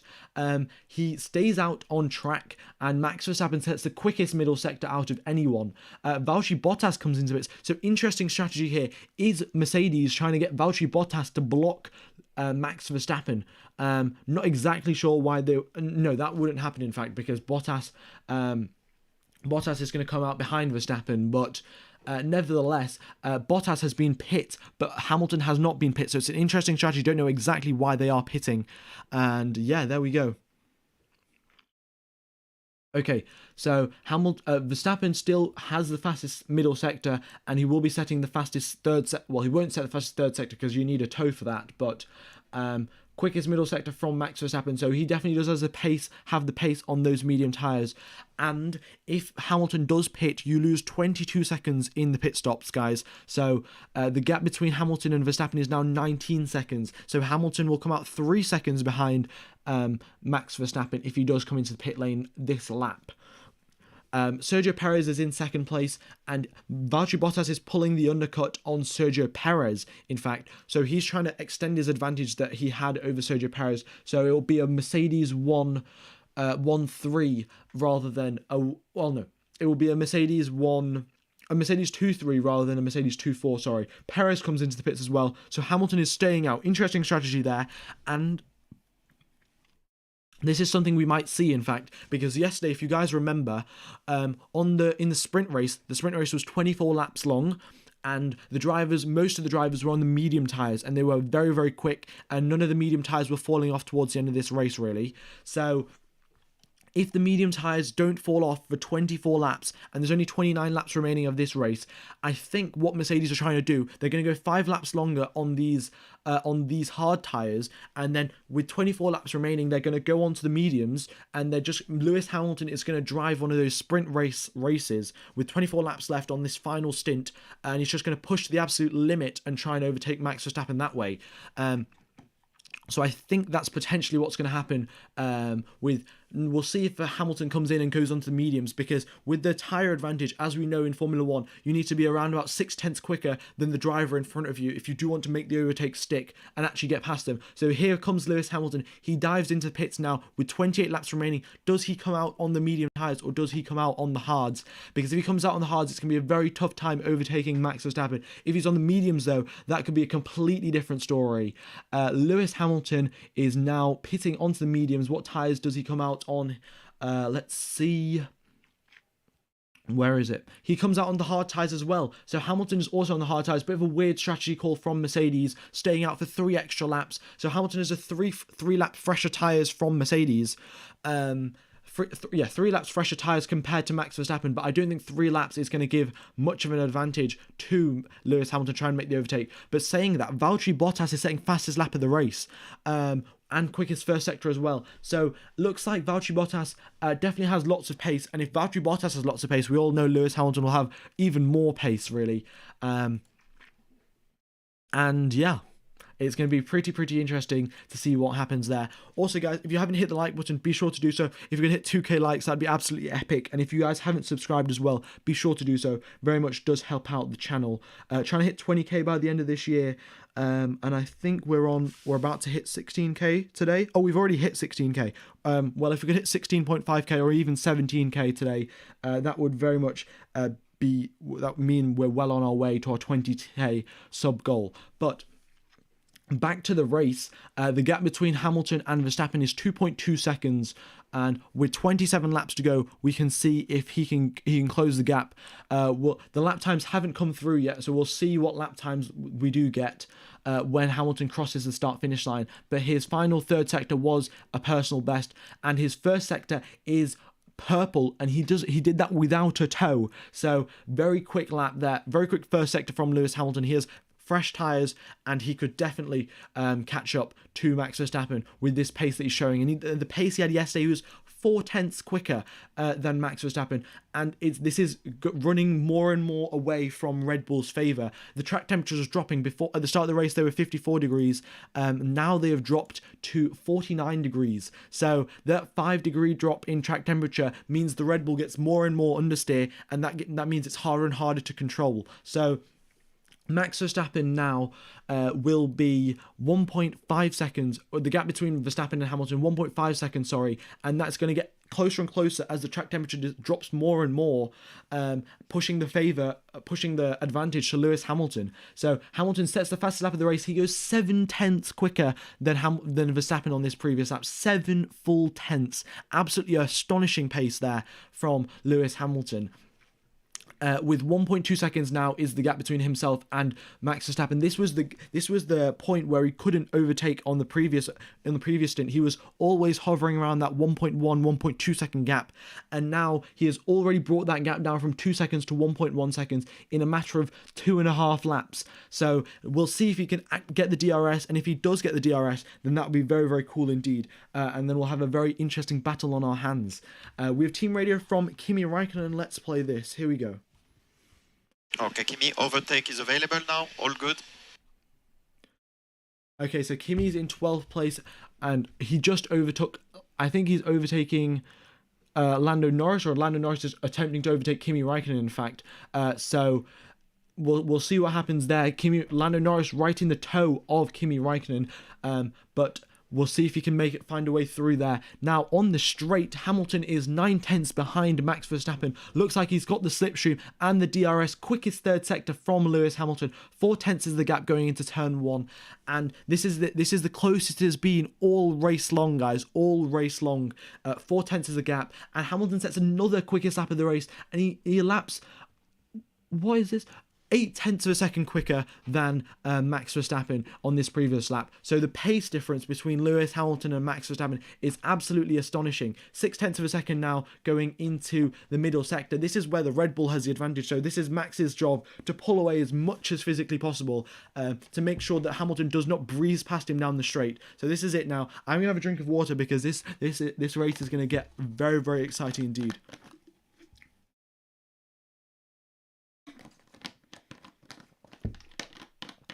All right then, so coming down into the second to last corner, we have Lewis Hamilton 0.9 of a second behind Max Verstappen. He has got the DRS now, coming out the final corner, both drivers going for an absolutely perfect exit with minimal wheel spin. Hamilton now 0.9 behind Max Verstappen. He has the slipstream, he has the DRS, he has the quickest car in a straight line. 0.3 of a second, pulling down now nearly alongside Max Verstappen. Does not go for the move. Nothing risky from Lewis Hamilton. Does not want to get into another incident because both of these guys have been having so many crashes in in Monza, in Silverstone. In Imola. They don't want to get into any more incidents. And Hamilton now trying to pull off the overtake on Max Verstappen into turn number 4. Verstappen's having none of it. Holds the lead on Lewis Hamilton going into turn number 4. So turn number 4 is a very good overtaking opportunity for Lewis Hamilton. He can make Verstappen go defensive into turn number 1, and that could compromise this line going down into turn number 4 and then overtake him that way. So 2 overtaking opportunities for Lewis Hamilton, the straight or the DRS zone. But you have to remember, Lewis Hamilton's tyres now will be wearing out more and more every single lap. The more time he spends behind Max Verstappen's car, the more overheating he's going to get, and that's going to compromise his race and his tyres a lot. So you have to watch out. He's sort of dropped back now. He's dropped back to 1.2 seconds because he got a bit too close. His tyres were overheating too much, and he has to maintain those tyres for the remaining 24 laps of this race, guys. Yeah, he was half a second quicker than Verstappen in the first sector alone. That slipstream is so powerful, as well as the DRS. If you guys haven't subscribed, be sure to do so. And we have team radio from Max Verstappen. Let's listen to what Max has to say. Gap 0.8 with DRS. Your middle sector was half second quicker.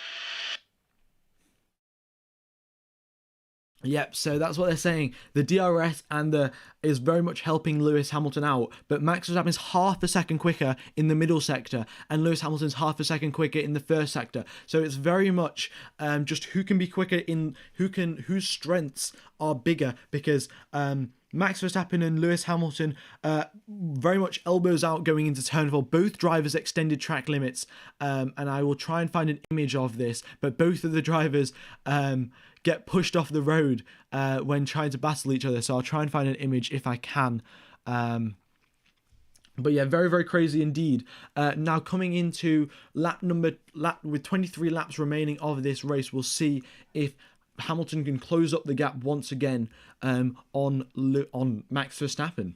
8 tenths now, so he is quicker in the straight, and we know that. And I'm just going to tell you the maximum top speeds as well, just so you guys have a vague idea of how much quicker Hamilton is down the straight. So Hamilton's highest top speed is 333 kilometers an hour, and Max Verstappen's highest top speed is 312. That's like 50. Wait, what is that? 15 kilometer per hour difference. Oh no, not 15. What is it? Oh, it's 21 kilometers per hour difference. Yeah, mental maths while doing commentary definitely does not work. But yeah, so this is the gap between the two drivers. I'm just gonna get an image up from this. Is Lewis's on board. The gap between himself and Max, very, very close indeed. And we'll see if that can happen. Right. Back up. Well, we'll look back onto the data now. 9 tenths of a second passing through the DRS detection point. So Hamilton does get the DRS. Coming down the straight this time, so he has the slipstream and the DRS, and we'll see if he can make the move. All right, we've got an image here of the overtake battle. They were both off the track going into turn number 4. None of them were gonna let the other get past. So this is what's happening right now on track. Well, will happen 2 laps ago, and this is what will be happening for the rest of this race now. 21 laps of just straight Max Verstappen versus Lewis Hamilton. If you guys are enjoying the stream, make sure to subscribe and hit the like button as well. If we could hit 2,000 likes, that'd be epic. The FIA stewards have noted the incident between Lewis Hamilton and Max Verstappen, but they haven't given either driver any penalty whatsoever. But Mercedes AMG has just tweeted saying Max pushes Lewis off the road. So Mercedes are having none of it. They're like, Max Verstappen's all in the wrong. He needs to get a penalty. But I don't think it was pretty fair racing. They've sort of just pushed. They've sort of just driven off the road together. Really, we have team radio from Daniel Ricciardo, who's just pitted. Let's see what he has to say. Okay, so stop in front of our garage and engine off. Yep, so Daniel Ricciardo is retiring from this race. He's got some damage. So Daniel Ricciardo is out of this race. Now we have the gap between Verstappen and Hamilton, 9 tenths of a second going down the straight. Once again, we'll be getting the slipstream and the DRS does Lewis Hamilton, but is not close enough to make the overtake down the straight. So once his tyres do get heated up a bit more, and his battery gets a bit recharged, he can make the final push on Max Verstappen. There's 20 laps remaining, so he can make many attacks on Max Verstappen. But he's gonna have to use all of his battery and use all of his tire temperature and tire life to pull off this overtake, because Max Verstappen will not give up easily, as we have seen from his previous attempt to overtake. Also, guys, do let me know in the chat who is your driver of the day.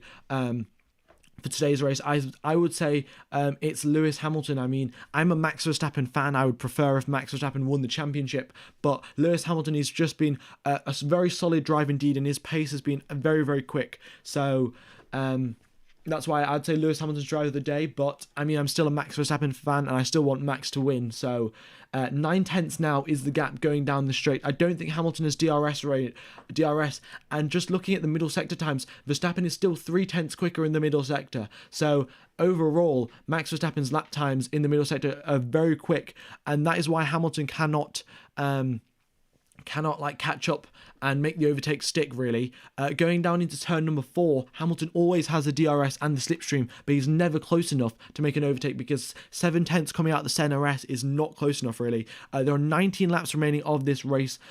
Lando Norris for driver of the day is actually a very good shout, in fact, because at the start of this race he got squeezed out by Carlos Sainz, who was in last place with a puncture. So he is now pitted and called all the way up into 11th place. So solid recovery drive there from Lando Norris. That's another candidate for driver of the day really. For Max Verstappen, there is traffic upcoming. Kimi Raikkonen and Lando Norris are the upcoming traffic for Max Verstappen. That could be a benefit or a disadvantage really, if you think about it. If Max Verstappen can get DRS and a slipstream off Kimi Raikkonen, that's going to help him going down the straight. But if he gets some dirty air off Kimi Raikkonen, that is very much going to hold him up and make Hamilton catch up, in fact, because the only bit where Verstappen is quicker is through the corners. So if he's slower through the corners because of the dirty air, Hamilton will catch up. And yeah. All right. Let's see. The stewards have just said no investigation necessary between Max Verstappen and Lewis Hamilton's incident at turn number 4. And I think we're going to have another overtaking opportunity for Lewis Hamilton going into turn number 4 now. He decides not to go for the risky dive bomb because, he was just a bit too far back. And with Max Verstappen being as aggressive as he is, it would be, frankly, it would just be deleted. His race will just be deleted, really. So there we go. Oh, we're on 16,420 subscribers. That is very lovely. If you guys haven't subscribed, be sure to do so. If we could hit 16.5k today, that would be very, very epic, and potentially even 17k. 18 laps left of this race. And yeah, I cannot wait for this battle to go all the way down to the wire now. 1 second is the gap coming through the DRS detection point. Hamilton was 70 milliseconds off getting the DRS. It is so close every single lap. Both of their lap times, this time they're 36 milliseconds apart. Still cannot comprehend how these two drivers are so closely matched in such different machinery. And when I say different machinery, not in terms of pace, in terms of the physical car parts. None of the Red Bull car parts would work on the Mercedes. Is absolutely astonishing. Back further down the field, though, Leclerc makes the overtake on Carlos Sainz. I think Leclerc went into the pits, in fact. So Leclerc is 34 seconds behind Valtteri Bottas, yeah. Oh no, Sergio Perez, sorry, 34 seconds behind Sergio Perez. So the gap between the top two teams and Ferrari, who's in third place right now in the Constructors, is so big. 34 laps, and we've had safety cars and virtual safety cars and the whole lot, really, and still we have a gap of 34 seconds. That just shows you how much of a different league Red Bull and Mercedes are. Coming through the DRS detection point, it's 130 milliseconds again. Lewis Hamilton, that's how far away he was off the detection point. And I think this slipstream and the traffic that Max Verstappen is getting is in fact playing into his advantage, really. Because if you think about it, Hamilton is not getting any closer whatsoever. And when Max Verstappen gets DRS and slipstream off his off the people who are giving him traffic, that lets him recharge his battery and potentially just sort of just helps him recharge his battery, really. That's the main thing, because once you're in a battle, that overtake button is one of the most important things that the drivers have in their arsenal. Lewis Hamilton has just come over the radio saying, of course. I'm not sure exactly what he's referring to, but I think he's not too happy about the fact that the stewards have said no incident in between Max Verstappen and Lewis Hamilton at turn number 4. So Lewis Hamilton obviously not happy about that, but that's the only reason he's not happy about it is because he's in second place. If he was in first place, he'd be all right, whatever. And that might be a better idea. Hamilton has a 3-lap tyre advantage over Max Verstappen. So the closer you get to the end of the race, the bigger and bigger that advantage that 3 laps gets, like in terms of tyre life. So towards the end of the race, Hamilton will have a much better chance of making the overtake stick. But coming out the final corner now, Max Verstappen has a massive toe off Lando Norris as a slipstream. So that's very much going to be helping out Max Verstappen coming down the straight. And you'll also get the DRS as well. Lando Norris is lapped by both Hamilton and Verstappen, I think. And Seb Vettel has also pitted. So he's now coming out in 11th place by the looks of it. The quickest top speed is 336 kilometers an hour from Carlos Sainz. So that Ferrari engine and that slipstream very much helping out the Ferrari to get that amazing top speed. But Hamilton is only 3 kilometers an hour behind, and well, yeah, we're getting very, very close to the end of this race. 15 laps remain. And it's going to be a very exciting battle right to the end now. 7 tenths is the gap. So this could be one of the final laps.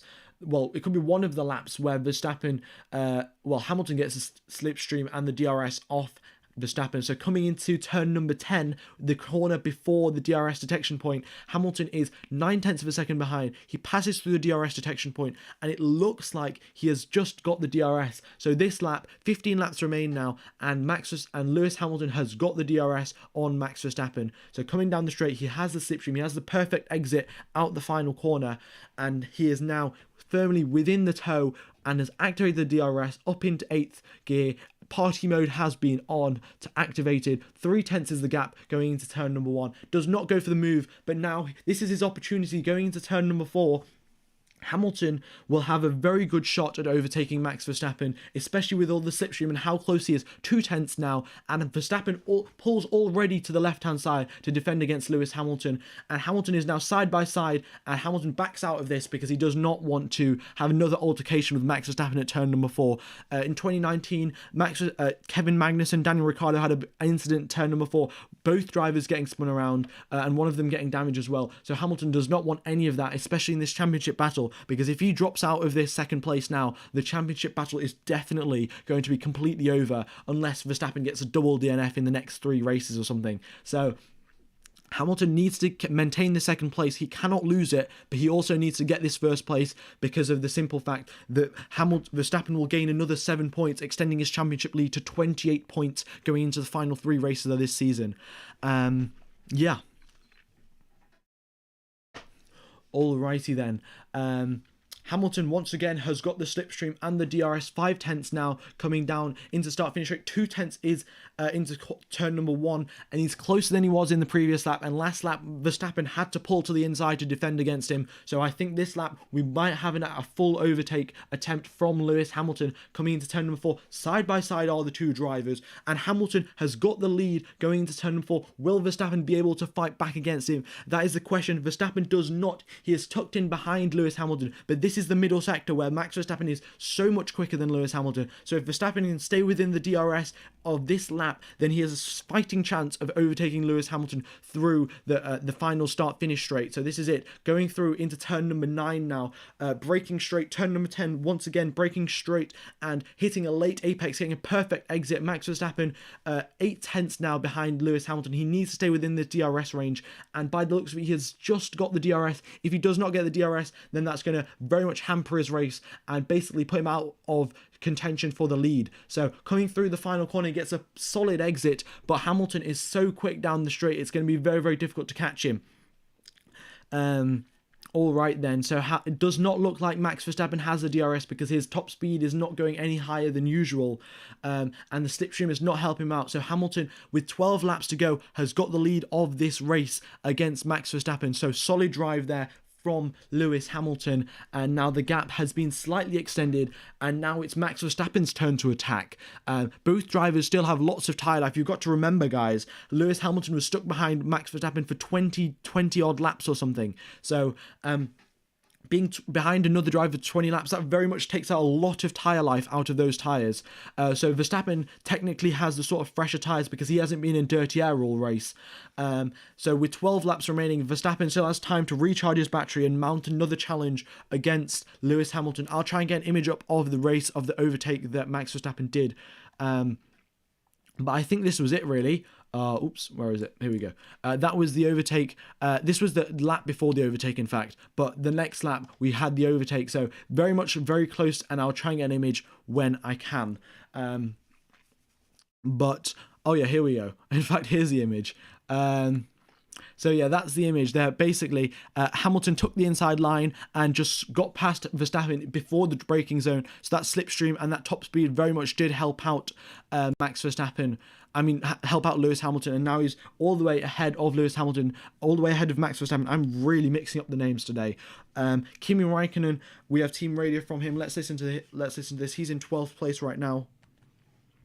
And you have no real threat from behind. You are 2 seconds a lap quicker. Yeah, I go full speed. I go full speed to see what happens. Nothing to lose. Yeah. Go. Good idea. Yep, so Kimi Räikkönen is just going maximum attack. He is in 12th place, and 4.8 seconds up the road is Sebastian Vettel. So Kimi Räikkönen will be mounting a challenge on his former teammate in a matter of laps, and we have Max Verstappen, who's maintaining that gap to Lewis Hamilton. 2 seconds. 2 seconds is the gap between the two drivers, and if Hamilton makes a little bit of a mistake there, that could potentially cause Max Verstappen to catch up. And we have 11 laps remaining of this race, and we'll just find out, and we'll see what happens there.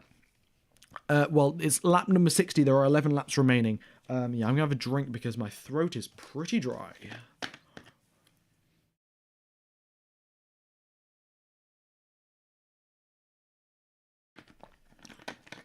All right, we have Pierre Gasly, who is mounting a challenge on Fernando Alonso. In fact, gets past Fernando Alonso, and he does that going down into which corner? I can't even see Pierre Gasly on the map. Oh, going into turn number 4.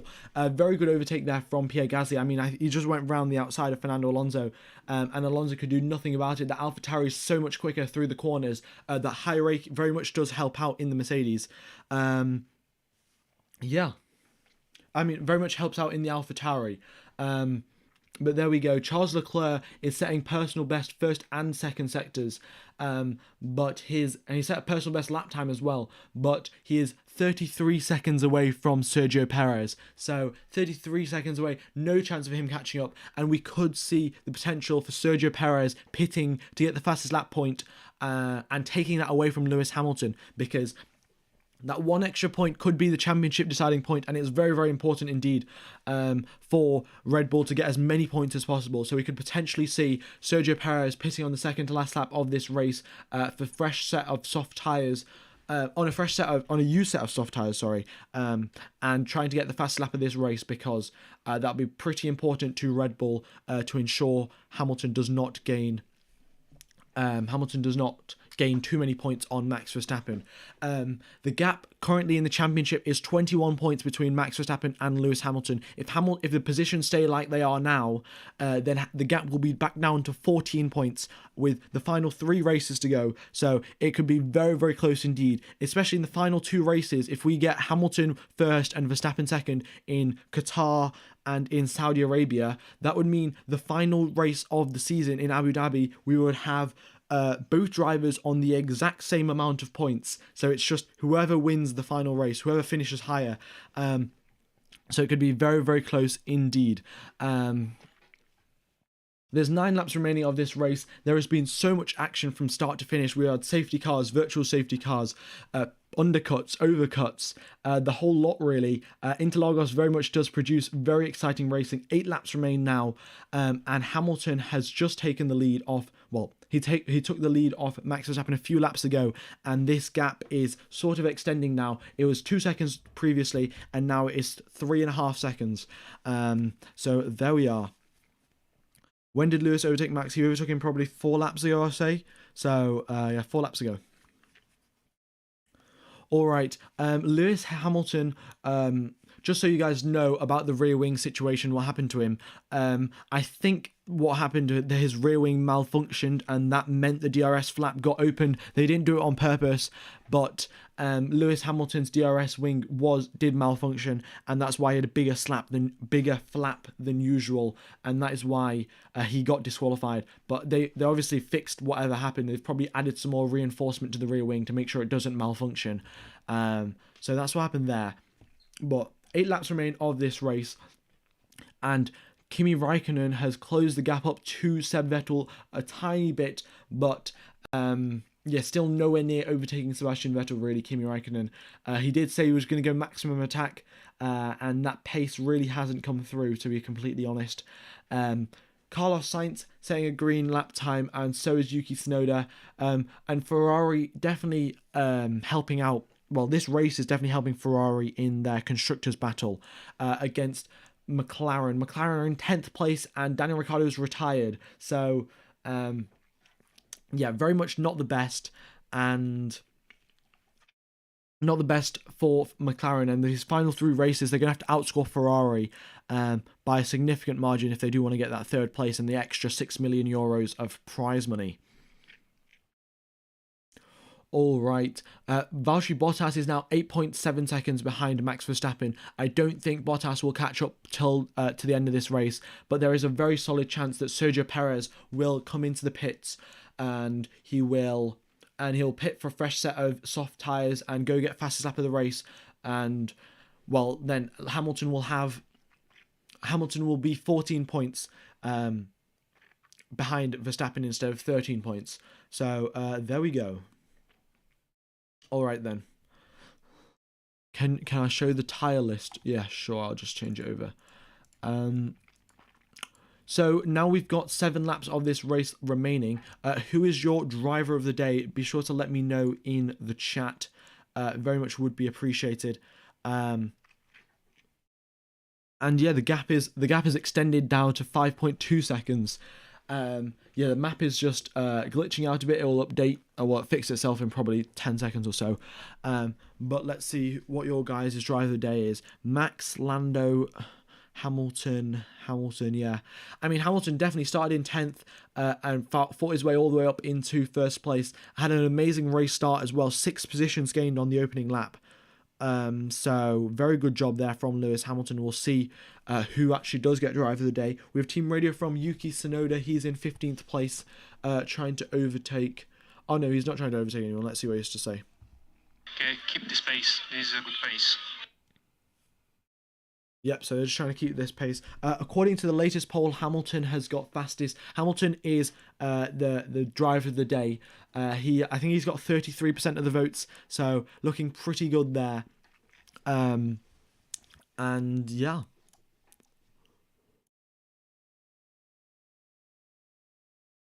Yeah, so I think Perez will pit. There's 5 laps remaining now. The Red Bull crew would be getting their final pit stops. Will be coming out with those soft tyres for the final pit stop, and we'll see what happens there.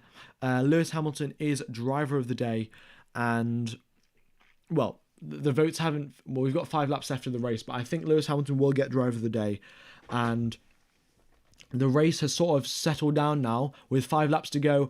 No one is really trying to pull off an overtake. We have Antonio Giovinazzi in 14th place. He's the closest driver to someone else. He's 1.6 seconds away from George Russell. And yeah, there we go. Also, guys, if you haven't hit the like button, be sure to do so. Very much does help out the stream and the channel. And if you haven't subscribed, be sure to do that. As I stream every single weekend, so I'll be streaming for the next weekend in Qatar and for Saudi Arabia and in Abu Dhabi as well. And yeah, hope you enjoy the stream. Let's see how many subscribers we're on. We're on 16.6k. Wow. Well, there are 10,000 of you watching, so if there are 400 of you that haven't subscribed, you could be part of the first 17k subscribers. Anyway, back to the race. There are 4 laps remaining. Oh, before I get back to the race, my Instagram and Twitter are F1_gamer_5, so be sure to go follow that, because I post random memes and interesting Formula 1 stuff. Yeah, so Carlos Sainz now, in fact, closing up on his teammate Charles Leclerc. We had a lot of Ferrari rivalry back in 2019, between Charles Leclerc and Sebastian Vettel, and we had quite a bit of a crash as well between the 2 Ferrari teammates. So Carlos Sainz, in fact, closing up on Charles Leclerc. There's a potential chance that we could see a Ferrari inter-team battle on the final lap of this race, really. That'd be pretty interesting to see.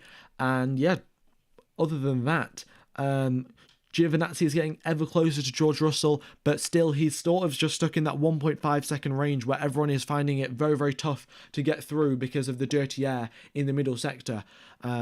So that is very, very tough. And that's why we're seeing no one get very close. At the start of the race, we had loads of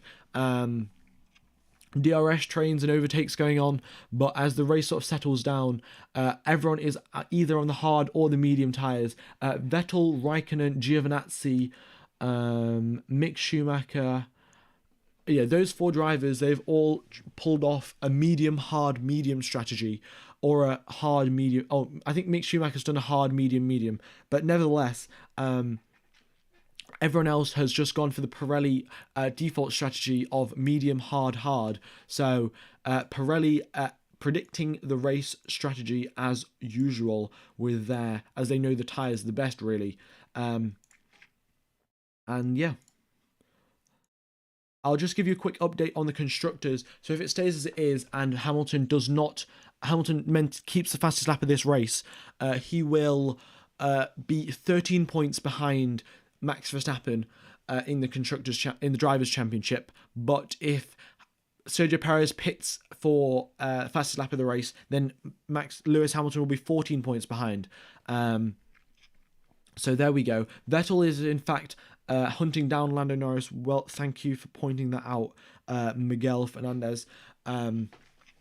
Yeah, for the final points playing position. And yeah, it hasn't been a very good weekend for either AlphaTauri or Aston Martin. Those two constructors, those two teams are battling it out in the constructors. And as predicted, Sergio Perez just comes into the pits with 2 laps left to go of this race. He will be boxing and getting a fresh set of softs to try and he'll go into the pits and set the fastest lap of the race. So we'll see if Hamilton can maybe set a fast lap of this race on the hard tyres, but it'll be pretty difficult indeed. Mercedes definitely does have the pace, the speed this weekend. We'll see if that carries on onto the next race in Qatar. We've never had a Formula 1 race there before, and also the fact that that circuit has just been built. That means we could definitely see lots of crazy action because the teams don't have the data, and usually the less data there is in Formula 1, the more unpredictable and crazy the races are. So that means we could potentially see some crazy finishes, maybe surprise podium. We'll find out what happens. And yeah, all right. Let's look at Sergio Perez's pace on those fresh set of tyres he's just boxed for. He has boxed and come out on which tyres? He's come out on soft tyres.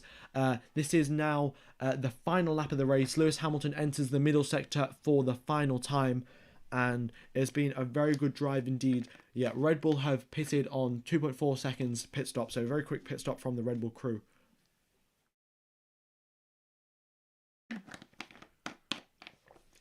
And Lewis Hamilton's also got drive of the day as well. So very good drive there overall from Lewis Hamilton. Now, just coming out the final corner really, a solid drive from himself. And yeah, I don't know what really. He's actually battled his way up from 10th place in yesterday's qualifying, got disqualified in qualifying on the sprint race, started 20th all the way up to 15th. From today, from 10th all the way up to 1st, Lewis Hamilton wins this race. Absolutely amazing drive from him. All weekend round, Mercedes had the pace, and Lewis Hamilton has sealed the deal with the fastest lap of the race and the race win as well. All right, lovely, amazing drive there from from Lewis Hamilton and Max Verstappen, who's just crossed the line. Sergio Perez, quickest middle sector and fastest first sector as well. Personal best first sector, sorry. And now he's just coming through into the final sector. Does he get the fastest lap of the race? Yes, he does. So the championship lead that Max Verstappen has is 14 points over Lewis Hamilton. And going into the final 3 races now, we'll see what happens there. All right then. Also, Game of Fabschnick King, thank you for moderating the chat. Very much do appreciate it. Just helping out and yeah, moderating the chat really, because I haven't had time to do it today. And that is it. Everyone has crossed the line for today's race win. Absolutely intense race really between Max Verstappen and Lewis Hamilton. Both of these drivers battling it out wheel to wheel. And yeah, very much sensational drive overall. Whoa, all right. And Lewis Hamilton did get driver of the day. So that has happened there. We have team radio from Sergio Perez, but that was just about pitting. So once the victory team radio comes through, I will let you know what that said. Yeah.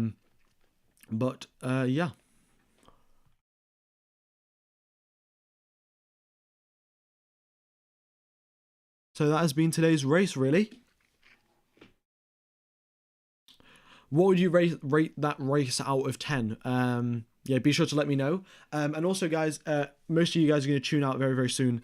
If you haven't hit the subscribe button, and if you haven't subscribed, if you haven't hit the like button, if you haven't subscribed, be sure to do so. And make sure you turn on the notification bell because you don't miss the race.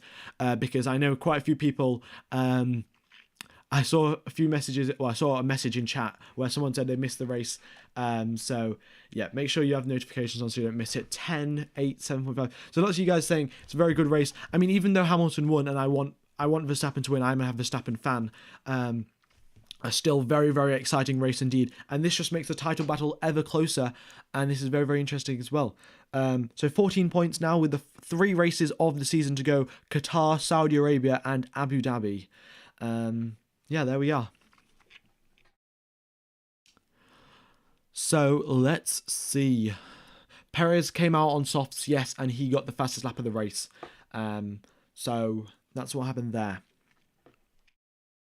The race was 7 out of 10, your commentary was 10 out of 10. Well, thank you. Do appreciate all the support, guys. Everyone that said the commentary is good, very much do appreciate it, and this is why I keep on doing it. So, yeah, very much appreciate it. Solid, yeah, I mean, a solid fastest lap from Perez, 1 minute 11 at the end of the race. Just, yeah, didn't want to risk it really and just took the fastest lap, didn't push too much, and that was it. Lewis Hamilton is in fact driving around with the Brazilian flag, I think. I'm not sure exactly why he's doing that. I think, well, his F1 hero is Ayrton Senna, so I think that might be why he's driving driving around with the Brazilian flag. But that has been that. And we have not got any team radio that's come through, so that's rather unfortunate. Yeah. Oh, also, guys, this is the one more time that the podium of Hamilton, Verstappen, Bottas has appeared. This has happened so many times. It's the most often occurring podium combination in Formula 1 history, is Verstappen, Hamilton, Bottas. So there we are.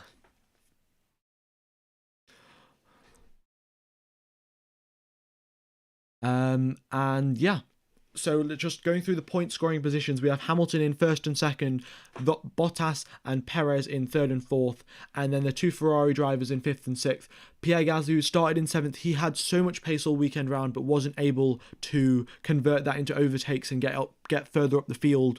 And then we have Esteban Ocon and Fernando Alonso in 9th and 10th, and then Lando Norris with a solid recovery drive from 20th all the way up into 10th position. So good job there from Lando Norris. Alrighty, so that has been today's stream, guys. I will be streaming for the next race in Qatar. I'll do the qualifying and the race as well. So make sure to tune in for that.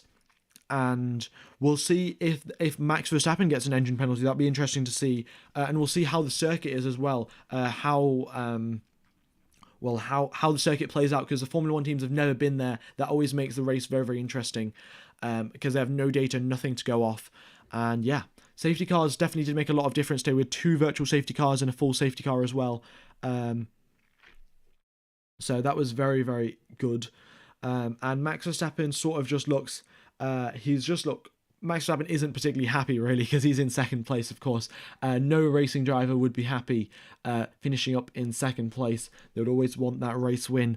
But yeah, all right. So everyone that's tuned in, very much do appreciate it. And also, I think for the end of this race, we're going to have, for the end of the season, we're going to have a Kimi Raikkonen hat giveaway. Cap, like you see all the caps that the Formula 1 drivers are driving, wearing. We're going to have a Kimi Raikkonen hat giveaway. So I will let you know on more information for that in the coming races.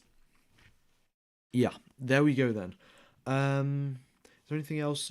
Oh yeah, my Instagram and Twitter, F1_gamer_5. And also if you guys are on Discord, because I know loads of people use Discord, there is a Discord server link in the description as well.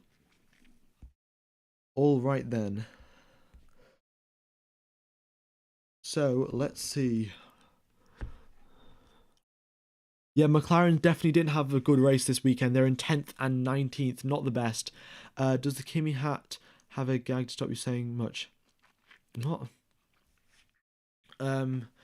Anyway, that has been the end of today's stream. When will you do F1 gameplay? Well, I have an Xbox, in fact, so I could do F1 gameplay. I don't know exactly what to do, really, because everyone started their career mode, so I don't know how many people would watch a career mode. I could probably do some challenges like last to first, or dry tyres on a wet track, or wet tyres on a dry track. And yeah, let's see. Oh, in fact, we've just got a quote from Max Verstappen. In fact, he's just answered the interview. We're missing a bit of pace, and we gave it our all today and had fun. We still had good points. We have a good points lead. Today was a bit of damage limitation. The coming races will bounce back. So yeah, Max Verstappen thinks they'll bounce back in the next 3 races of the season, and the final 3 races of the season as well. Gamer Fabulous, thanks for the message. Do appreciate it. And you're not using "yeah" too much anymore. Yeah, well, I just said it then, but yeah, I've paid attention to it. I've paid attention to not saying "yeah" that much. All right. Valtteri Bottas has just said the start was quite tricky. I'm disappointed with the start and the first lap. Towards the end, the pace was okay. I thought we could have done a one-stop race quite easily. Lewis did an amazing job today. So that's for Valtteri Bottas, and then we'll wait for the Lewis Hamilton quote to come through, and then I will end the stream in a few minutes.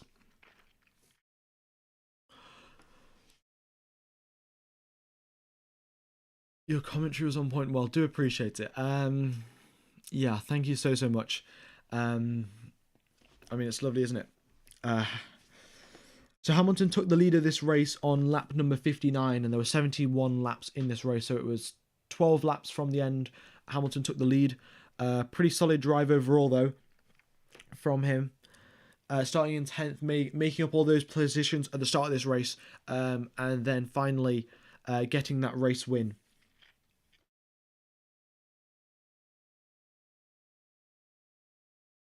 Oh, just the quote is just not coming through. This is lovely. Also, guys, let me know what sort of other content you want to see, because I have a few more videos planned, but I don't really have much time to make them. I've got a video planned on why the safety car is not a race car. I've had quite a lot of people have asked me that, why there's people in real life, why the safety car isn't a real race car. So I've got a video on that. What else have I got a video on? Oh, I don't even remember. I have them all written down somewhere. Anyway, the Hamilton's quote is just not coming through, so that's lovely. So I will probably just end the stream now then. So thank you everyone for tuning in. Do appreciate all of the support and all the nice messages in the chat. This is why I keep doing all of the streams and taking time out of my weekend. And yeah, thank you for tuning in. And also, if you guys have have a nice morning, day, afternoon, evening, depending on where you are in the world. And night. But I will see you in 1 week's time. Cheers, fellas.